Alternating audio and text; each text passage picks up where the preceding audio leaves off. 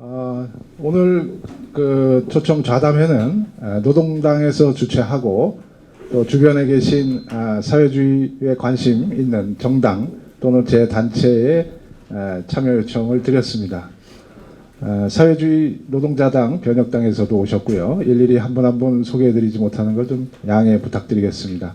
노동당 당원들과 그리고 또 특별히 청년 사회주의자 모임에서도 오셨네요. 감사드립니다. 그리고 기자님도 오셨네요.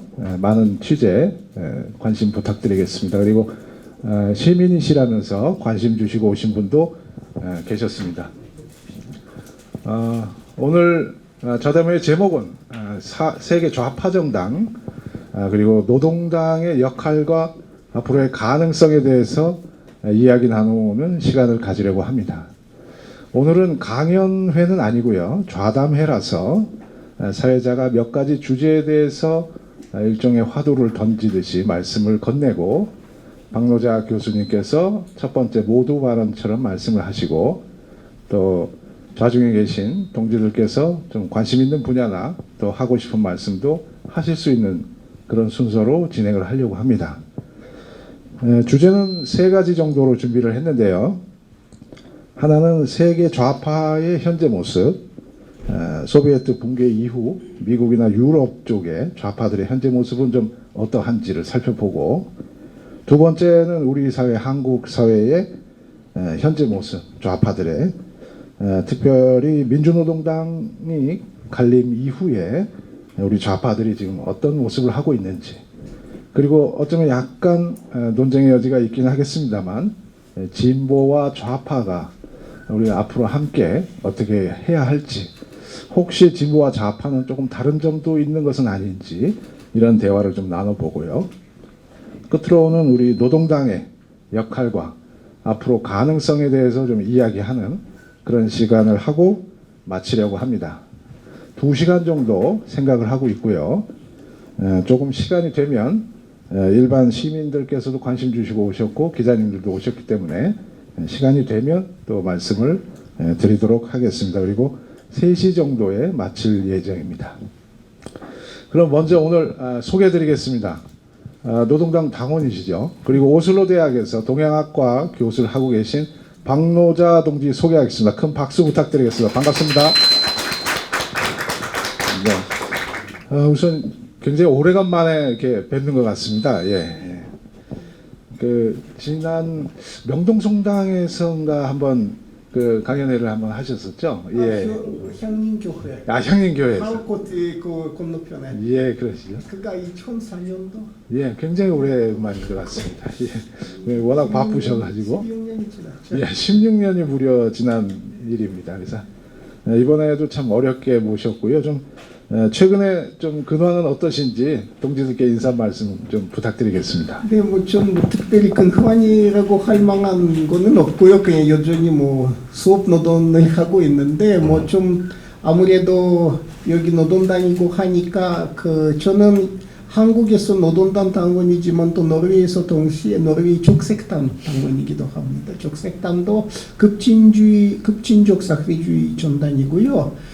좀 재미있는 근황 차원에서 재미있는 소개를 하자면은 족색당이 요즘은 상승세로 돌아갔었다는 것입니다. 그 전에 그런 건 없었지만 최근에는 국회의원 한 명을 만들 수 있었고요. 그러니까 급진적 사회주의자가 노르웨이에서 국회의원이 되는 거는 거의 50몇 년 만에 처음이고요. 그리고는 최근 지역 선거 결과를 보면은 일부 지역에서는 15%까지 지지를 얻고 정치적인 지지율이 이제 거의 3% 정도로 오른. 그리고 예컨대는 저희 학교 학생들한테 여론조사한 결과 저희 학교 안에서는 족색당 지지율이 한 10% 정도 되는. 이제 그런 쾌거를 올린 부분이 있습니다. 그러니까 세계 공황의 꽃 임박할 도래라든가 기후 위기라든가 이런 부분에 대한 반응들이 나라마다 갈리고 전체적으로 꼭 급진적이거나 좌파적이지는 않지만 적어도 일부 지역에서는 이것처럼 급진 사회주의자들이 이 국면에서는 상당히 선전을 하고 있다는 말씀을 근황 차원에서 드리겠습니다. 네, 말씀 감사합니다. 그리고 또 한 분 소개해드릴 분이 계십니다. 노동당 대표이시죠? 혈린 동지 소개하겠습니다. 네, 고맙습니다. 인사 말씀 한 분 해주시면 감사하겠습니다. 예, 노동당 대표 혈린입니다. 뭐 저 자신은 원래 사진하고 이 시각문화 비평하던 예술 노동자입니다. 사실 뭐 예술가라고 하면 굉장히 뭐 럭셔리한 직업이라고들 많이들 알고 있습니다만, 요즘은 이제 많이 공공연하게 드러났습니다만, 한국 사회에서 가장 아래에 있는 불안정 비정규직 노동자들입니다. 심지어 노동자라고 인정도 받기 힘든 노동자들이죠. 이제 뭐 박근혜 퇴진 운동 국면에서 광장에 같이 나왔던 예술인들과 함께 문화 운동뿐만이 아니라 이제 노동 운동까지 당사자로서 조직을 해서 운동을 하고 있고, 그런 과정에서 뭐 우리 노동당 역시 당원들은 비정규직 운동, 노동 운동을 가장 첫 번째 가업으로 지금 생각들을 하고 있습니다. 그런 과정에서 이제 제가 당 대표까지 역할을 수행하게 됐습니다. 박노자 교수 같은 경우도 제가 듣기로는 지금 이렇게 이 한국에서 활동하지 못하시고 오슬로로 가신 게 아마도 한국에서 정규직 직장을 얻지 못해서라고 저는 알고 있습니다. 그 정규직 직장은 저희 그 대한민국에서는 저희처럼 한국 사람이 5으로 생업으로 하는 사람이 한 2, 3천 명입니다만 그 중에서는 대학 초임 교원 배우는 사람이 한 250명 정도 되고요. 그러니까 전임률이 한 10%밖에 안 되고요. 그러니까 종합적으로 수많은 역사인들이 그 정규직이기 때문에 제가 보셨다시피 물론 이제 박노자 교수 같은 경우에 전공도 이제 동양학 한국학 쪽이면서도 지금 이런 사정인데, 사실 연구 노동자들 마찬가지 사정입니다. 많은 지식인들이 그렇고요. 그리고 또 이제 이 제조업 분야의 사정은 아마 여러분 잘 익히 아실 겁니다. 1년에 1000명 이상의 산재 사망자가 생겨나고 있는 현실입니다. 언제 한번 말씀드렸습니다만 1년에 1000명이면 10년이면 1만 명이고요. 이건 웬만한 전쟁의 전사자들보다 많은 숫자입니다. 전쟁 상황이라는 겁니다. 한국은. 그런데 정작 우리가 이 노동 계급이 자본과 전선을 긋고 제대로 전쟁을 하고 있느냐라고 생각해 보면 유감스럽게도 그렇지 못합니다. 아직도 자유주의 정권이 이 자본주의 문제를 해결해 줄 것이라 기대하는 분들이 많은 상황이죠. 자, 그런 가운데도 희망은 지금 보이고 있습니다. 지금 현재 이제 오늘 이제 이런 자리도 만들었습니다만, 또 지난주에 뵙던 분들도 여기 계시는데 사회변혁당이라든가 혹은 노동전선 같은 좌파단위들이 지금 결집을 하고 있습니다. 그래서 우리 그동안에 뭐 한 세대라고 할 수 있죠. 지난 과거의 한 세대의 노동운동, 그리고 좌파운동, 그 다음에 진보정당운동에 대한 반성, 평가들을 하고 있고, 그리고 그 한계들 분명히 냉정하게 평가한 다음에 앞으로 이제 지금 이 시점에서 무엇을 할 것인가, 사회주의 운동 다시 어떻게 재건할 것인가 고민들을 하고 있고, 사업들, 구체적인 사업들 모색하고 있습니다. 이런 과정에서 물론 지금 현재 4.15 총선을 또 맞이하고 있습니다만, 아시겠지만 여러분, 우리 박노자 교수는 2012년에 당시는 진보 신당이었습니다. 그때 비례대표 후보로도 나오기도 해서 선거에도 참여하셨던 분입니다. 총선 국면에서 사실 좌파들이 어떤 역할을 해야 할지 굉장히 고민하고 있습니다만, 저희 노동당에서는 이번 총선 역시 사회주의 노선을 전면에 내걸고 사회주의 대중화에 앞장서기로 했습니다. 그래서 오늘 박노자 교수의 또 지금 현재 세계의 다른 좌파 정당들의 상황과 그리고 또 박노자 교수께서 생각하시는 한국의 노동 조건, 그리고 그 안에서 노동당의 역할 굉장히 궁금하고요. 오늘 그래서 여기서 굉장히 생산적인 이야기들 나눌 수 있고, 또 앞으로 바로 현장으로 돌아가서 구체적인 실천들 도모할 수 있는 자리였으면 좋겠습니다. 바쁘신데 이렇게 와주셔서 정말 감사하고요. 오늘 좋은 시간 되시길 바랍니다. 감사합니다. 네, 말씀 감사합니다. 두 분의 말씀을 들었고요. 그러면은 이제 안내해드렸던 것처럼 세 가지 분야에 대해서 순차적으로 말씀을 나눠보도록 하겠습니다. 실은 대한민국 같은 경우는 제가 뭐 역사 지식이 이렇게 많지는 않습니다만 건국 시기에 있었던 사회주의 정당들 외에는 최근까지 이렇게 사회주의를 전면에 내걸려고 하는 이런 정당들이 거의 없었던 것 같습니다. 어찌 보면 그만큼 현재 우리 사회가 자본주의 모순이라든가 또는 억압과 또는 착취, 불평등이 사회에 만연하고 있지 않은가 이런 생각을 한번 해봅니다.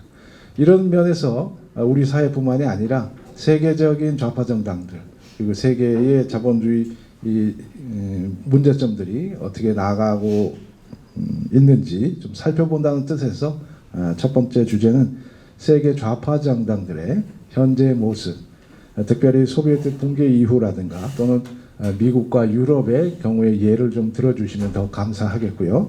박노사 교수님께서 먼저 한번 모두 발언으로 말씀 주시면 고맙겠습니다. 네, 제가 되도록이면은 많이 자기도취에 빠지진 않고 간단하게 말씀을 드리도록 하겠습니다. 그러니까 지금 어떻게 보면은 그 세계적 운명에서 가장 크게 일어나고 있는 이 두 가지 사태라면은 하나는 기후 제한.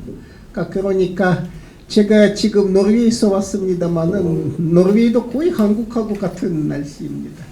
한 연산 6도 그런 겨울이 노르웨이에서 역사 최초고요. 그리고는 대부분의 노르웨이 사람들이 겨울임에도 스키를 타지 못하는 이런 사태는 역사 초유입니다. 여태까지 노르웨이 역사상 한 번도 없었다. 일본이면 스키를 타야 하는 나라인데 이제는 그럴 만한 눈도 없고요. 그러니까 이거는 정말 역사상 최초의 사태를 맞이하고 있습니다. 그러니까 이게 하나의 아주 큰 것은 기후 제한이고요. 또 하나는 이게 옛날식으로 표현하면 열강 각축. 그러니까 말하자면은 일극 체제 군명에서 다극 체제 군명으로 나아가고 있고 이게 일국 패권, 미국 패권이 경향적으로 약화돼가는 그 추세선에서 계속해서 여러 열감들이 각축해가면서 각전의 갈등, 전쟁 그리고는 장기적 대립들이 이렇게 강고화되는 이런 상황이 또 두 번째 좀 큰 부분이 아닌가 싶은 것입니다. 그러니까 기후 제한과 열간 각축 국면이죠. 근데 이 상황에서는 한 가지 뚜렷해진 것은 신자유주의가 완전히 몰락하지는 않더라도 큰 부분에서는 수준에 간다는 것입니다. 신자유주의자들이 원래 들고 나온 게 작은 정부론인데 이거는 지금은 살짝 은근 살짝 없어진 겁니다. 더 이상 작은 정부라고는 없습니다. 큰 정부가 다시 돌아왔습니다. 큰 정부가 돌아올 수밖에 없는 이유는 기후 제한의 뒷수습을 기업이 할 수가 없으니까 국가가 해야 할 것이고요. 또 하나는 이제는 뭐 미국 군부가 공공용하기 제3차 대전을 준비하고 있다고 말하고 있고 지금은 예컨대는 화웨이의 세계적 장사를 망가뜨리기 위해서 말하자면 작전 계획 세우고 그리고 예컨대는 지금은 미국의 전략 연구 시설에 있어서는 중국 국민 그리고 전적적 중국인 고용 자체를 거의 불가능하게 만드는 이건 사실 인종차별인데 이건 인종차별 불사하면서도 거의 공공연하게 대중 대립의 그 정도를 높여가는 그러니까 이런 상황에서는 더 이상은 작은 정부 운영할 수가 없는 겁니다. 큰 정부가 돌아왔습니다. 그러니까 그런 차원에서는 신자유주의는 수준이 된 것이고요. 크게 봐서는 지금 아마도 앞으로는 주요 열감들의 정책은 순수한 신자유주의라기보다는 신자유주의와 보호주의 내지 신준산주의, 니오마르칸틸리즘. 그러니까 말하자면 식상흥업론적인 그러니까 정부가 기업을 직접적으로 말하자면 보호하고 지원하고 시장을 조정하는 이쪽으로 정책 방향이 크게 수정된 게 아닌가 싶은 것입니다. 그러니까 아마도 앞으로 자본주의 세계 체제의 새로운 기초 방침이 이런 신자유주의와 신중산주의의 홍합이 아닐까 싶은 것이고요. 미국은 그게 홍합이고 뭐 견제 열강인 러시아나 중국 같은 경우에는 신자유주의적 요소는 다소 작고 주로 신춘산주의적입니다. 그러니까 그런 요소들이 훨씬 더 크다고는 말할 수 있을 것 같습니다.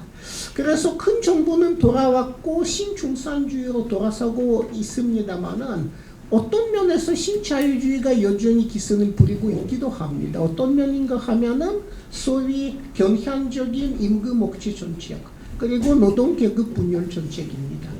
이 정책은 여전히 진행 중이고요. 그러니까 여전히 나쁜 일자리, 그러니까 shit jobs라고 하죠. 요즘은 영어로 쓰레기 같은 일자리. 말 그대로 조임금에다가 조건이 나쁜 이런 일자리들이 계속 되면서 되고 있고, 정치적으로 정치부에 있어서는 노동자의 목, 그러니까 그 일년에 생산되어지는 총생산 GNP에 있어서의 임금 목, 그러니까 노동자 임금의 몫이 경향적으로 줄어들고 있는 것입니다.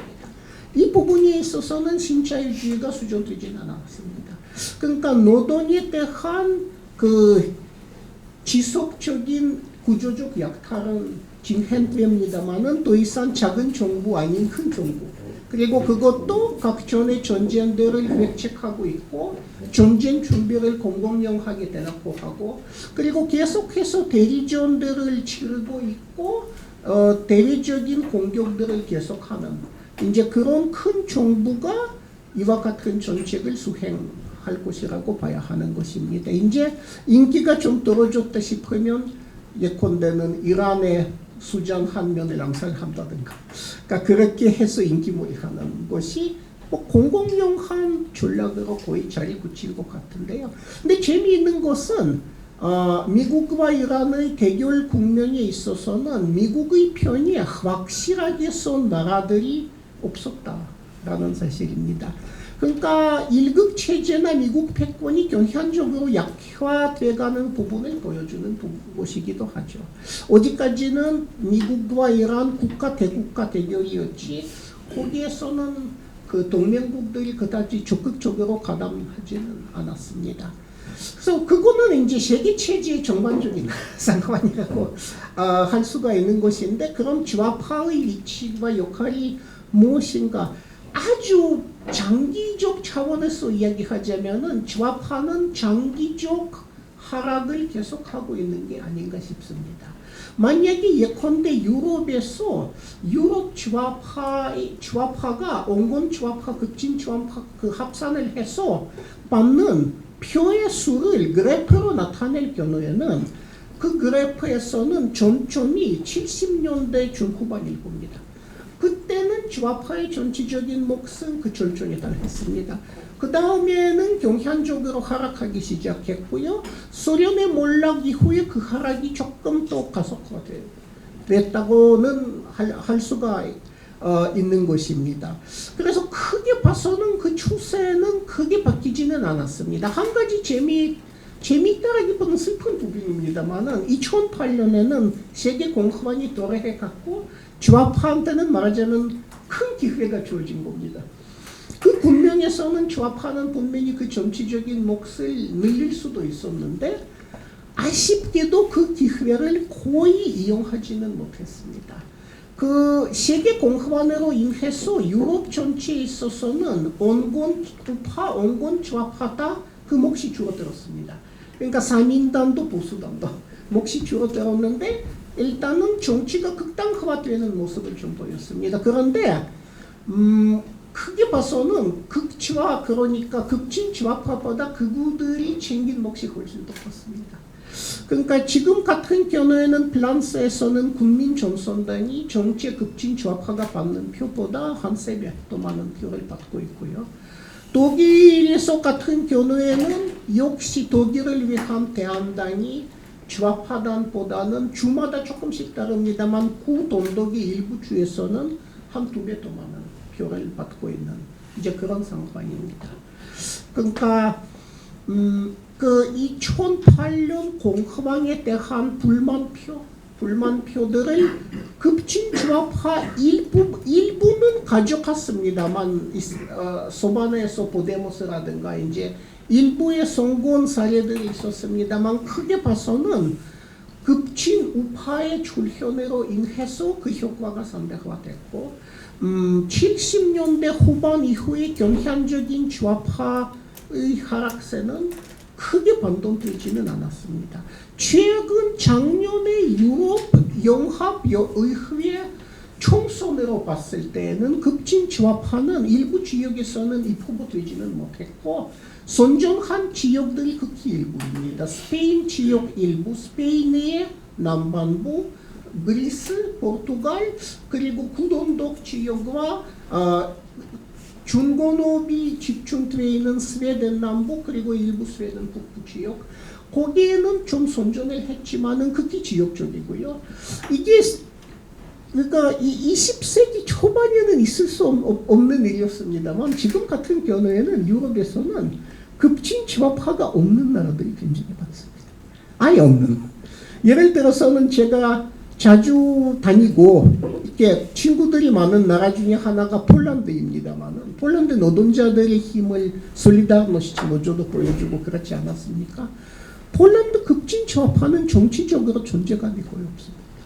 거기에 불만표는 거의 정부 극우파가 가져간 상황이고요. 그리고는 예를 들어서는 1917년 러시아 혁명 때 상당히 적극적 역할을 했던 사람들이 라트비아의 총수들, 그러니까 라트비아의 개통의 혁명 군인들이었는데 라트비아, 리투아니아, 에스토니아는 급진 좌파는 전무한 상태입니다. 말 그대로 완전히 몰락했습니다. 그러니까 급진 좌파가 아예 존재하지 않는 그런 나라들이 이제는 나타난 셈이죠. 그러니까 정치적으로는 계속 하락을 하는 것인데 그러면은 왜 하락하는가? 그러니까 왜 하필이면은 예를 들어서 프랑스에서는 국민정선당 극우당에 투표하는 노동자는 이제는 흔히 볼 수 있는 모습인가? 왜 돈독 같은 경우에는 상당수 노동자들이 독일을 위한 대한당에 투표하는가? 여기에서는 우리가 계급론적인 분석 같은 게 필요한 거 아닌가 싶은 것입니다. 이건 단순히 좌파 실수라든가 무능, 배신 등등등 이런 식으로 몰아가는 것보다는 좌파가 전통적으로 대체로는 대중 동공 구조는 노동조합을 통한 동공 구조였습니다. 조선에서도 공산당 재건 투쟁 시절에 이재유 선생이라든가 이런 토사들이 족색 노조를 만들고 족색 노조를 기반으로 해서 당을 제공하겠다 하지 않았습니까? 그건 이제 조선 공산당 재건 방침이었죠. 그러니까 원래 좌파의 기본 전략입니다. 그런데 지난 이제 신자유주의로 접어들어서는 노동 계급의 기본 구조가 엄청나게 바뀌었습니다. 지금은 조직화되어 있는 노동자들의 일부분은 적어도 부유한 유럽 국가에서는 노동소득 이외에 다른 소득 상당히 생긴 사람들이죠. 제가 예를 들어서는 노르웨이에서 제 눈으로 관찰한 이런 노동자들이 있어요. 그러니까 제 집 근처에서 사시는 분인데 노동자입니다. 운전교사입니다. 운전교사는 분명히 노동자예요. 그리고는 조합원입니다. 그런데 이분한테는 예를 들어서는 단독주택에서 사는데 그 단독주택에서는 자그마한 새집 하나 붙어 있어요.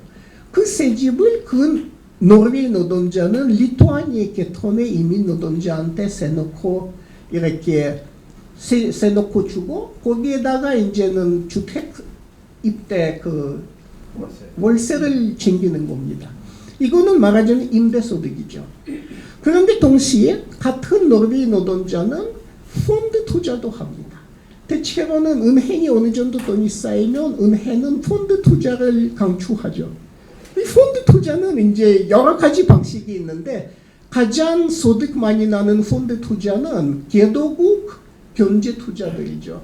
그러니까 그 노동자가 이용하는 은행은 그 펀드를 어디에다가 투자하느냐 하면 리투아니아나 에스토니아 주택시장에 투자합니다. 그래서 거기에다가 적절한 소득을 더 챙겨서 그 일부분은 그 노동자한테도 돌아가죠. 그럼 그 노동자는 운전교사로 업체에서 일하면서 분명히 그 노동자가 만든 인력가치의 일부분이 기업주한테 수탈됩니다. 그거 말크스가 이야기한 인력가치 수치의 법칙이죠. 그런 의미에서는 그도 노동자입니다. 그런데 그가 수탈당한 그 돈보다는 임대소득과 자본소득으로 번 돈이 더 많은 겁니다. 그럼 그가 여전히 노동자인가? 이렇게 말할 수는 있죠. 그런 노동자들이 있는가 하면 반면 그 노동자한테 임대소득을 바치는 리투아니아의 노동자는 노르웨이에서는 평생 있을 것 같지는 않고 돈도 없고 해서 조합비가 아까워서 조합에 들지는 못합니다. 조합 가입을 못하죠. 그거 조합원이 아닌 이상은 조합파 정치인들이 그를 말하자면 만날 기회 자체가 그렇게 쉽지가 않아요. 조합원이 되면은 조합보가 배달되고 조합보에서는 조합파 정치에 대한 이야기도 많이 나오고 그렇죠. 근데 그 사람은 조합보를 읽을 가능성이 없습니다. 그 노래말 별로 잘 못해요. 그런 거 읽을 정도로 노래말 잘 하지 못합니다. 근데 그 노동자는 잔업을 되게 많이 해요. 잔업 수당을 받고 합니다만은 어쨌든 노르웨이 사람이 보통 하는 것보다 잔업을 훨씬 더 많이 하고 그리고 노르웨이 사람들이 기피하는 모든 고된 노동을 다 이분이 하는 거죠. 그러니까 어떻게 보면은 자본소득도 임대소득도 다 올리는 부유한 노동자들이 여전히 조합원으로 남는 반면에 정말 과도 수탈 말 그대로 말크스가 이야기했던 그 overexploitation, 그러니까 과도 수탈 당하고 있는 과잉 수탈 당하고 있는 주변부 노동자들이 조직에 앉아 있습니다. 그러니까 좌파의 제일 큰 문제는 무엇인가 하면은 유럽 좌파는 크게 봐서는 70년대 이후로 지금까지는 취약 노동 계층을 거의 조직화시키지 못했다는 거죠. 그리고 유럽 좌파가 의존하고 있었던 조직 노동은 많은 면에서는 보수화된 부분이 없지 않아 있었습니다.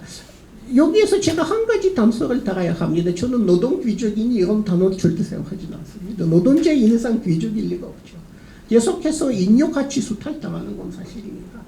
그런데 인력가치 수탈을 당하지만은 조직화되어 있고 정규직이고 남성이고 백인이고 대기업에 고용되어 있는 사람은 동시에 세계화로 엄청난 득을 보기도 하죠.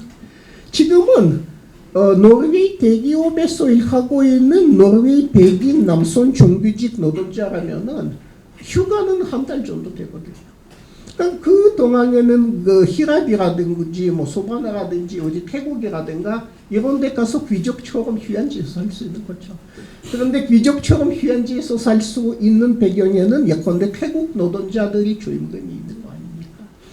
그런 것인가 하면은 이런 부유한 노동자들, 저 노동 귀족이라는 말 절대 쓰진 않습니다만 비교적 부유한 노동자들이 그렇게 할 수 있는 구매력이 조금씩 늘어나고 있어요. 그 계층은. 구매력이 늘어나는 이유 중에 하나는 뭐냐면은 우리가 사고 있는 소비품들의 가격이 조금씩 내려가기 때문입니다. 왜 내려갑니까? 제가 입고 있는 옷 중에는 유럽에서 생산된 게 하나도 없습니다. 다 방글라데시에서 생산되는 거고 상당 부분은 한국인이 경영하는 공장에서 생산이 되고 세계적인 업체에다가 납품이 되고 그렇게 해서 노르웨이로 오는 겁니다. 그러니까 그 착취 구조에서는 노르웨이, 방글라데시 노동자, 한국인 기업, 세계적 업체 H&M라든가 헨네슨 모리스라든가 그리고 노르웨이 구매자 이렇게 그 구조가 되어 있는 거죠. 그러면은 우리는 간접적으로 방글라데시 노동자들이 조임금의 덕을 보고 있다고 봐야 되는 거죠. 그러니까 이 구조에서는 그러니까 종합해서 말씀드리자면은 새로운 세계적 착취 구조, 신자유주의적 착취 구조에서는 중심부, 핵심부, 유럽이나 미국의 일부 노동 계급이 보수화될 수 있는 이제 이런 상황이 조성됐다고 볼 수 있고요. 보수화된 노동자들이 그 노동자들을 기반으로 했던 온건 좌파의 상당한 보수화를 가져다 주기도 했습니다. 그러니까 독일에서 복지제도 계약을 주도한 사람들이 독일 3인당이지 않았습니다. 그러니까 이런 것이 가능한 이유는 단순히 지도자들이 배신이라든지 오류라든지 이런 것이 아니고 그 지도자들이 기초 당원들의 호흡을 어느 정도 알거든요. 기초 당원 중에 상당수는 세계화를 환영했다는 거죠. 왜 환영했습니까? 그 세계화 속에서 그들이 방글라데시에서 만든 값싼 소비품으로 득을 보고 뭐 한 달 동안 어디 가서 싼 휴양지에서는 왕처럼 훈련할 수 있다는 부분이 크게 작용됐죠. 그러니까 핵심부 노동 계급은 그러니까 양극화된 거죠. 일부의 노동자들이 노동소득 이외에 다른 소득들이 생기는가 하면 일부의 노동자들, 특히는 이민자, 비백인, 여성, 청년 노동자들이 말 그대로 나락으로 떨어질 겁니다. 나락으로 떨어진 사람도 비노동소득이 생긴 사람도 계속해서 그 비율이 커지는 거예요. 그러니까 그렇게 해서 기존의 노동계급이 분열되고 그 노동계급의 장기적인 분열 상태가 유럽 좌파의 장기적인 위기를 가져다 주었다고 저는 생각하고 있습니다. 그리고 거기에다가 또 한 가지 가세된 것이 30년대와 비교했을 때에는 극우파는 노동자의 적이었습니다. 그리고 극우파는 전쟁을 원했지 복지국가를 원하지는 않았습니다. 지금의 극우파는 복지국가를 잘 반대하지는 않습니다. 그러니까 예를 들어서 독일에서 독일을 위한 대안단이 가장 무서운 부분이 뭐냐면 이들이 복지 비용 절감을 절대 얘기하지 않는다는 거죠. 반대로 복지가 필요한 만큼 늘리면 늘려야지 하고 이렇게 돌아다닙니다. 또 무서운 것은 불란서의 국민전선당 같은 경우에는 이 사람들도 복지 축소론을 절대 들고 나오지 않습니다. 그러니까 그만큼은 그들이 보수화된 일부 백인 노동자층을 꼬실 수 있는 구조적인 조건이 조성된 것이죠. 그러니까 그렇게 해서 좌파는 아까 말씀드린 대로 계속해서 그 구조적인 하락을 아쉽게도 하고 있는 것이고 우리가 어떻게 해서 국제적 차원에서 이 하락을 막을 것인가라는 게 우리의 엄청난 과제입니다. 이 과제에 세계 좌파의 사생이 걸려있는 것 같습니다. 그리고 또 하나는 만약에 중심부만 아니고 주변부까지 시야에 넣고 분석을 하자면은 구주의 좌파는 하락을 한다. 이렇다면은 주변부 좌파는 사실은 상승을 하는 거죠. 인도의 최근의 촌파업을 보니 2억 5천 명이 동시에 파업을 한 겁니다. 2억 5천 명이라면은 뭐 이건 대한민국 인구의 5배죠. 그러니까 우리가 생각하지 못하는 그 사이에 근데 인도 좌파는 굉장히 힘이 많이 커진 겁니다. 인도뿐만 아니고 전체적으로 남아시아, 동남아시아에서의 이제 좌파 노동자들의 투쟁이 이제 그 격렬한 모습을 볼 때마다 제가 말 그대로 숭고함을 느낄 정도입니다. 그러니까 그런데 핵심부 좌파는 주변부 좌파와 거의 상호작용하지는 못하고 있는 것이고 정체적인 세계적 착취 구조에 대해서 거의 의식을 못하는 것도 크게 봐서는 유럽 좌파의 명분을 깎아내리고 유럽 좌파를 어떠한 세계사적 대안으로 되지 못하도록 만드는 부분이 아닌가 싶은 것입니다. 여기에서 우리가 분명히 세계의 그 착취 구조와 그리고 기후 제한으로 인한 피해 구조가 정확하게 준축된다는 사실을 직시해야 합니다. 기후 제한은 인류 자체를 위협하지만은 인류 중에서는 그 기후 제한이 각 나라에 주는 위협이 아주 다르고 대체로는 핵심부일수록 그다지 위협이 되지는 않고 주변부일수록 위협이 엄청납니다.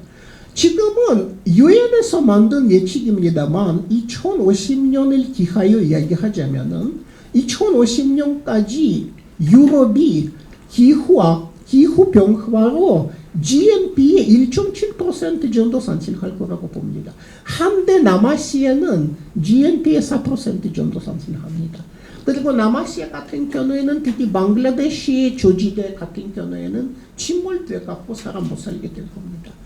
그러니까 기후 제한이 가장 노출되어 있는 것이 남아시아와 사하라 사막 이남 아프리카 지역이죠. 그러니까 가장 그렇지 않아도 가장 가난한 지역들입니다. 그러니까 기후 취향은 이미 기존에 존재하는 불평등의 구조를 악화시키는 쪽으로 가고 있는 것인데, 그런데 유럽에서는 기후 취향에 맞서 싸우는 좌파는 이 부분을 많은 경우에는 염두에 두지 않고 있는 것입니다. 그러니까 이게 말하자면 결론 차원에서 말씀드리자면은 유럽 좌파가 하락을 해온 거의 50년 가까이 하락해온 구조적인 이유는 유럽 노동 계급의 구조적 변화가 아닌가 싶은 것이고, 노동 계급의 장기적인 분열 추세가 아닌가 싶은 것이고, 그리고는 또 하나는 유럽 노동 계급의 일부가 전 세계적인 착취 구조에서 유럽이 유익한 위치에 있다는 사실로 인해서 득을 보고 있는 부분도 이 노동 계급의 분열이 기여하지 않았을까라고 할 수는 있고, 그리고 만약에 좌파가 이 상황을 바꾸자면은 분명히 취약 노동 계층과 좀 다르게 소통해야 할 것이고, 그리고는 주변부와의 관계도 다르게 수립해야 하지 않을까. 그리고는 주변부에도 의미가 있는 어떤 세계사적인 비전을 제시해야 하지 않을까 싶은 것입니다. 말씀드리자면 이 정도입니다. 네, 말씀 대단히 감사합니다. 사회자가 듣기에는 그 기존의 어떤 노동 계급, 프롤레타리아라고 해왔던 그런 계급에 대한 모습과, 실제로 사회자인 저도 과거에 대기업의 과장까지 일을 해보다 보니 말씀하신 것처럼 제가 분명히 노동자로서 임금을 받고 있지만 펀드에도 가입했었고, 그리고 심지어 장모님 이름으로 집을 구매해서 임대를 하기도 했었습니다. 과거의 모습입니다. 지금은 그렇지 않습니다. 그 말씀을 그대로 지적해 주는 것 같아서 저는 좀 등에서 땀이 날 정도로 말씀을 드렸습니다.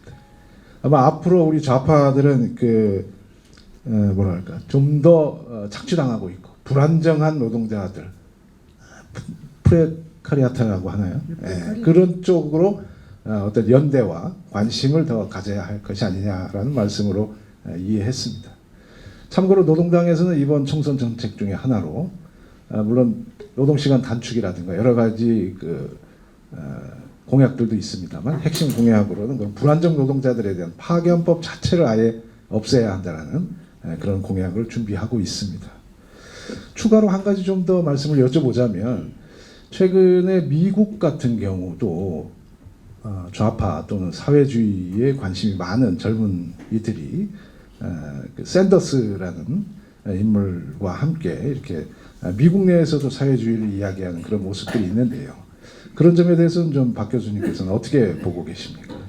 그러니까 이게 사실 재미있는 겁니다. 미국의 보수가 지금은 볼볼 떠는 이유 중에 하나는, 아무리 여론조사를 해도 미국 20대들 중에서 자본주의가 더 좋다, 사회주의보다 자본주의가 더 좋다고 보는 사람이 계속해서 소수로 나타나기 때문입니다.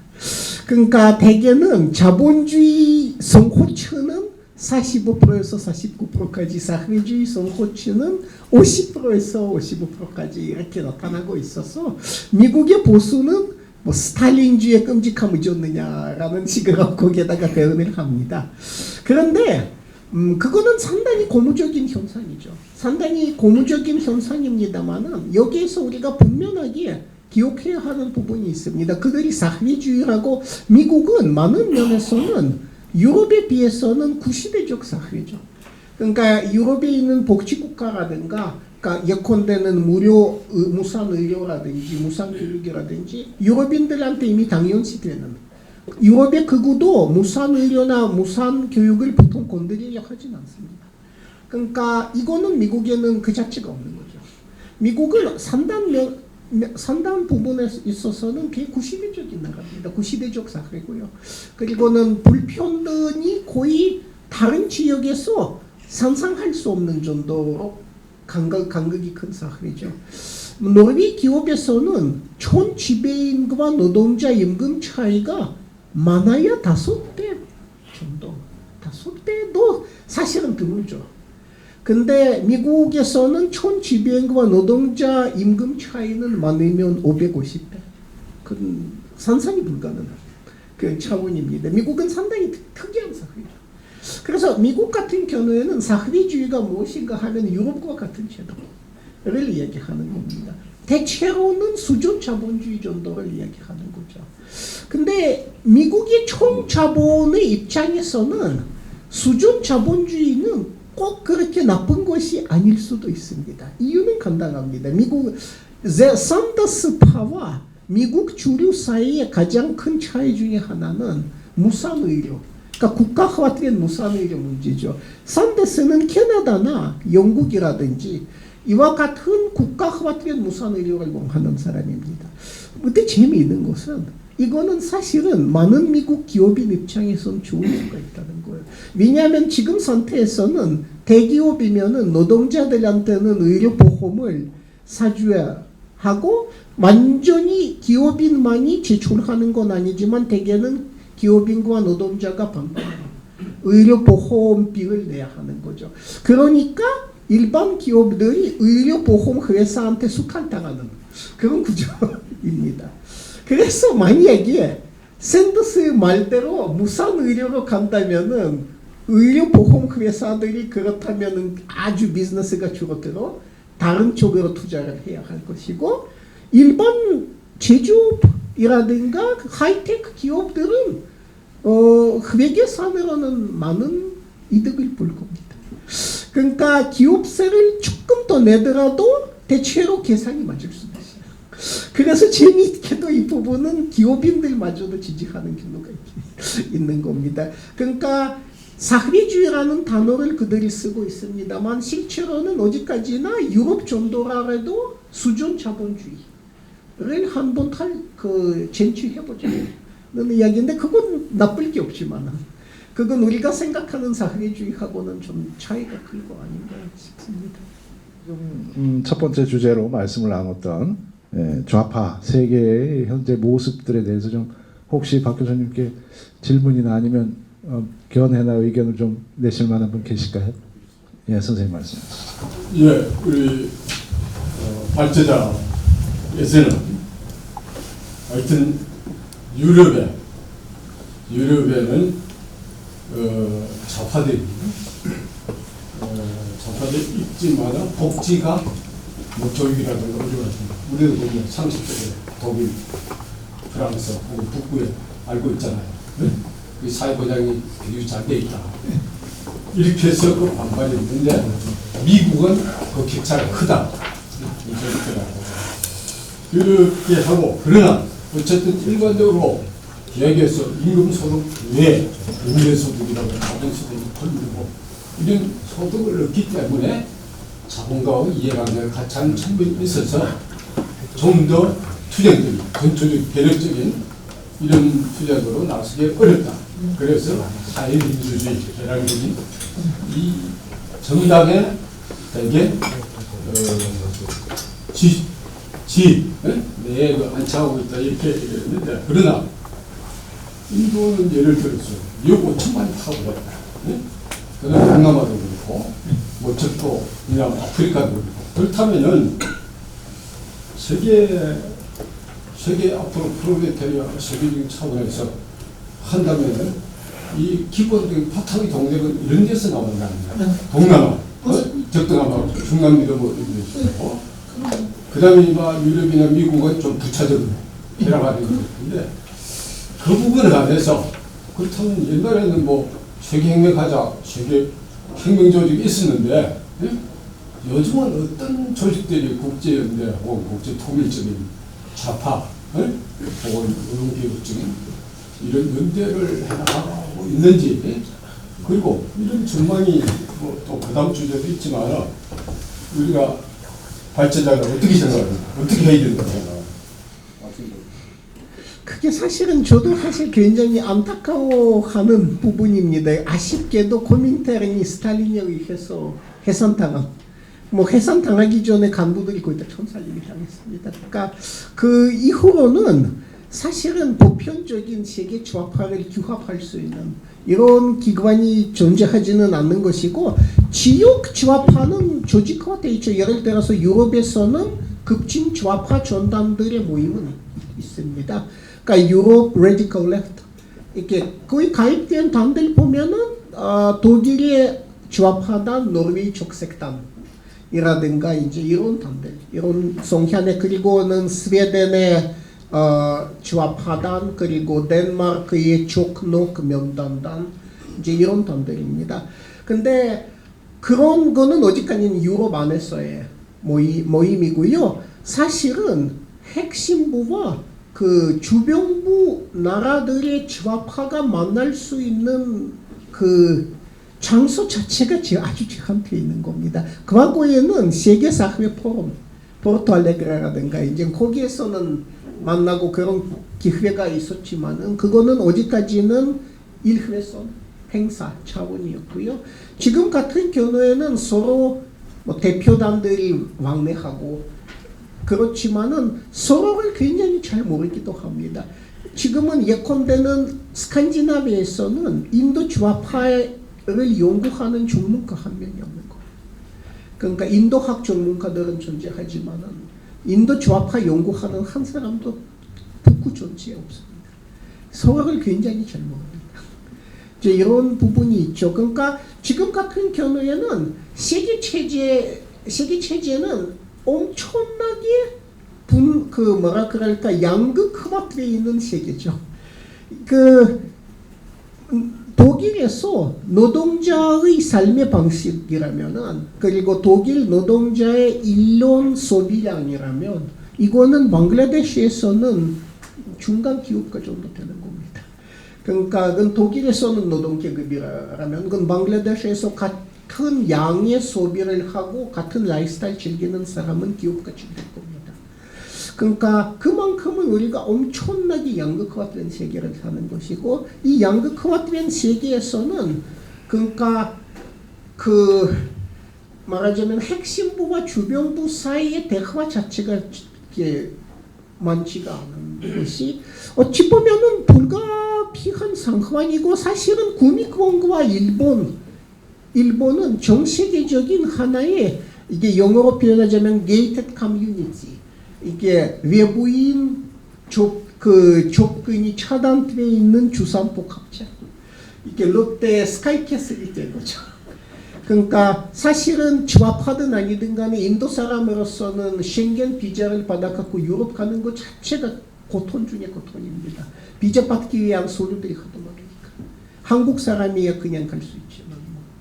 그러니까 이거는 어떻게 보면은 구미권과 일본은 전 세계적으로 하나의 게이트 커뮤니티, 부자들의 외부인 접근이 아주 어려운 부자들만의 동네가 된 거 아닌가 싶은 정도입니다. 한 가지 더 물어볼 게 있어요.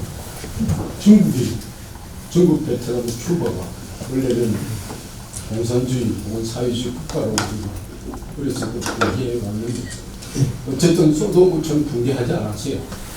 반대로 자본주의적 발전을 좀 해가고 있다고 보죠. 중국은 뭐 세계 2강국이잖아요. 연 16조 달러, 미국 다음으로 거대한 국가가 있고. 그러면은 이런 국가들이 앞으로 사회주의를 가져오는데 혁명적인 역할을, 개혁적인 역할을 할 건가? 오히려 장애되는 역할을 할 건가? 이게 어떻게 좀 보십니까? 그게 사실 유럽 급진 좌파한테 아주 큰 화두 중에 하나입니다. 그러니까 아직까지는 중국 자본주의의 최고 조절 기관, 그리고 중국 자본주의 관리 기관이 자기 자신들을 공산당이라고 부르지 않습니다. 그러니까 이건 공산당하고는 거의 관계 없다고, 우리가 생각하는 공산당과는 관계 없지만 어쨌든 이 사람들이 적어도 이론적으로는 마르크스 레닌주의 한 병형에 해당되는 이데올로기를 학습하기도 하고, 또는 이론적으로는 세계 자본주의가 언젠가 도탄에 도달할 거라고는 여전히 배우고 있습니다. 그러니까 이런 관리 집단이 관리하는 나라는 그러면은 어떤 역할을 할 것인가? 이거는 사실 유럽 급진 좌파한테 제일 큰 화두입니다. 근데 제가 저는 개인적으로 중국을 아주 좋아하죠. 그러니까 가고 중국 친구들이 많고 이렇게 그쪽 그 독서를 좀 하고 이렇게 느끼는 부분이 무엇인가 하면은 어떻게 보면은 유럽이나 미국 자본주의보다 훨씬 더 지속 가능성이 강한 자본주의가 중국식 자본주의 아닌가 싶은 것입니다. 왜냐하면은 이 단국가 체제, 그러니까 그게 20년대 표현으로 하자면은 이당 치국 체제라고 하죠. 단을 통해서 국가를 통치하다. 이당 치국. 이당 치국 체제는 특기는 불확실성이 강하고 극도로 불안한 후기 자본주의 시장에서는 조절자 역할을 아주 잘 해낼 수 있기 때문입니다. 후기 자본주의가 이제 직면하는 위기들이 환경 위기하고 그 다음에 유휴 자본의 위기, 그리고 자본의 이제는 경향적인 그 이윤 조화의 위기, 거기에다가 이제 봉착을 하는데, 당 국가와 같은 조절 기관을 갖고 있는 자본주의는 적어도 이 위기로부터 부분적으로나마 탈피할 수 있는 여유를 좀 갖고 있습니다. 이번에 코로나 바이러스 사태를 보시면 느끼시겠지만은 단의 한마디에 5천만 명이 사는 지역이 봉쇄 당한 거 아닙니까? 그러니까 그런 것이 가능한 데서는, 예를 들어서는 환경 제한에 국가가 대응해야 할 때는 말 그대로 민중들의 이해관계뿐만 아니고 자본의 이해관계도 전혀 고려하지는 않고 아주 강력한 행동을 취할 수 있는 거죠. 그런데 총자본의 이해관계를 관철시키기 위해서 가끔 가다가 개별 자본의 이해관계를 깨무시를 해야 합니다. 그러니까 중국 공산당이 그런 걸 잘합니다. 그러니까 총체적인 이해관계 관철을 위해서 개별 자본을 그냥 망가뜨릴 수 있는 겁니다. 그러니까 그런 자본주의야말로 지속 가능성이 제일 강한 거 아닌가, 이제 그런 생각이 들기도 하고요.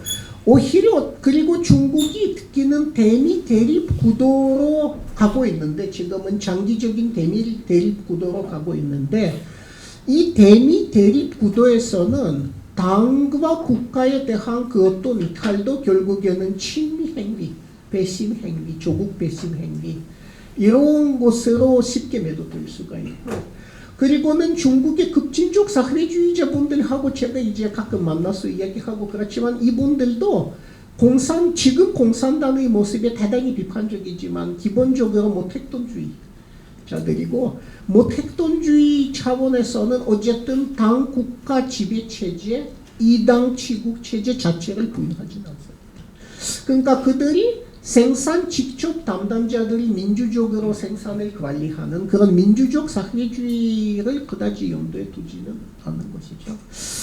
그러니까 제 생각에는 오히려 이거는 이 모델이 세계 자본주의의 하나의 표준 모델로 자리 잡지 않을까, 이런 생각까지도 좀 하는 것 같습니다. 요즘은 유럽에서 좀 보수적인 동부 국가에서는 국가 지배자들이 대놓고 중국 청량을 합니다.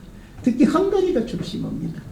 헝가리의 그 지도자 극우파죠. 빅터 오르반이라는 사람이 대놓고 나는 비자유주의적 민주주의자, 그리고 나한테는 등불이 되는 게 러시아와 중국, 그러니까 그런 것이 가장 효율적이다, 대놓고 그렇게 얘기를 하죠. 그러니까 중국 모델이 사실 유럽에서는 좌파보다 우파 사이에 상당히 인기가 큽니다. 네, 제한적인 시간이 있다 보니 두 번째 주제로 얼른 넘어가야 될 것 같습니다. 두 번째 주제는 한국 좌파 현재의 모습인데, 물론 이 자리에 모이신 분들이 사실은 한국 좌파에 대한 책임을 져야 할 분들이 꽤 많이 계신 것 같기도 합니다. 저도 마찬가지겠죠, 당연히. 다만 뭐 전체를 다 또 이야기 나누기는 어려우니 그 중에 민주노동당의 갈림 이후, 그리고 그동안 좌파들의 모습, 그리고 진보라는 말과 좌파라는 말이 사실은 진보 좌파 정당 이렇게 함께 사용되기도 하고, 진보와 좌파는 사실은 조금 다른 것 아니냐, 상대적인 개념이고 좌파는 어떤 지향점을 가지고 있는 개념이 아니냐, 이런 말씀들도 좀 나누기도 합니다.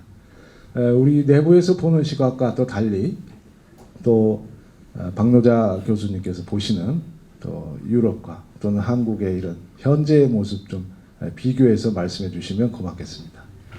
네, 제가 일단 한 가지 단서를 달아야 하는데 좀 제 무식함을 용서해 주시기 바라는 겁니다. 제가 어쨌든 외국에 거주하다 보니 한국 내부 정치에 대해서는 특히 여기 계시는 좌파 정치 대변자분들과 보다는 사실 더 모르는 것이고, 그러니까 일단 문외한이라고는 치시고, 그러니까 제가 말씀드릴 수 있는 것은 이제 외부에서 보이는 부분이 어떤 것인가. 외부에서부터는 구체적인 거는 알지는 못하는 거고요. 내부에서 보이는 것이 이제는 큰 픽처, 빅 픽처 차원의 이제 큰 흐름 같은 것이 조금 보일 수 있는 겁니다. 그래서 제가 대체로는 이렇게 여태까지는 20몇 년 동안 이렇게 관찰해온 것은 김대중 시대, 그러니까 신자유주의 정권 이후로는 한국은 국가가 견인하는 국가 주도 신자유주의 국가 틀이 본격적으로 공고화돼 가는 그런 것을 계속해서 관찰해 왔습니다. 지금 같은 경우에는 한국은 중핵심부의 국가 주도 신자유주의 모델을 거의 대변하는 나라고요. 많은 면에서는 신자유주의 모범 국가이기도 합니다. 그리고는 상당수의 한국인한테는 신자유주의는 더 이상은 이념이 아니고 그냥 공기입니다. 말 그대로 그저 당연한 거죠. 그러니까 이게 비교하자면은 저는 북조선 가본 적은 없는데 제 선배나 스승님들이 다 거의 북조선에서 몇 년씩 살았습니다. 그래서 제 스승 중에 이제 한 분이 산페테르스부르크 국립대학교 구르바노프 교수인데, 이분이 87년, 88년 그때 평양 근처에서 소련이 기술 지원했던 한 공장에서 통역으로 일하셨습니다. 그래서 그가 우리한테 수업 때 했던 말 중에 하나는 뭐 개인 숭배, 지도자 숭배 이런 거는 이념이 아니고 사는 공기라고, 본인이 북한 사람들의 말을 옆에서 계속 엿들을 수가 있었는데, 그리고 거기에서 자기 아버지에 대해서 우리 아버님이라고 존칭하듯이 우리 수령님이라는 말은 똑같은 거더라고요. 그러니까 수령님이 말 그대로 우리 모두의 아버님. 그러니까 어떠한 대가부장. 그리고 그거는 대다수의 어쨌든 가부장제 밑에서 자란 대다수 사람한테 굉장히 자연스럽게 받아들여져 있고, 여러분들이 생각하는 뭐 고문실에 의한 공포 통치 이런 거와 또 다르다. 그러니까 그분이 그런 말씀을 이제 본인이 관찰한 그런 이야기를 한 거죠. 그러니까 거기에 수련주의라는 게 그냥 공기, 맛있는 공기와 같은 거다. 근데 한국은 지금은 신자유주의는 그저 그냥 공기입니다. 예를 들어서는 이거는 뭐 재벌이라든가 관료들의 문제가 아니고 주민들이 예컨대 탈북자들의 훈련시설, 탈북자들의 지원시설이 어떤 지역에서 누가 짓겠다 하면 반발하는 사람이 아파트 주민들이에요. 땅값이 떨어진다고. 그러니까 지금은 유튜브에서 한국어 동영상 중에 가장 클릭 수 한 500만 정도 되는 동영상 하나 있는데, 왜 공부하느냐? 그 학생들한테는 공부에 대한 격려를 하는 동영상이죠. 거기서 나오는 거는 당신이 상품이다. 상품으로서 제일 중요한 게 팔리는 거다. 당신이 팔리지 않으면 창고에 남겠다. 당신을 팔리는 상품을 어떻게 만들 것이냐. 근데 그런 것은 500만 명이 듣고 거부감을 안 느낀다면은 이거는 이미 뭔가 지배자들의 이념이 아니고 그냥 다수가 공유하는 물이나 공기 같은 겁니다.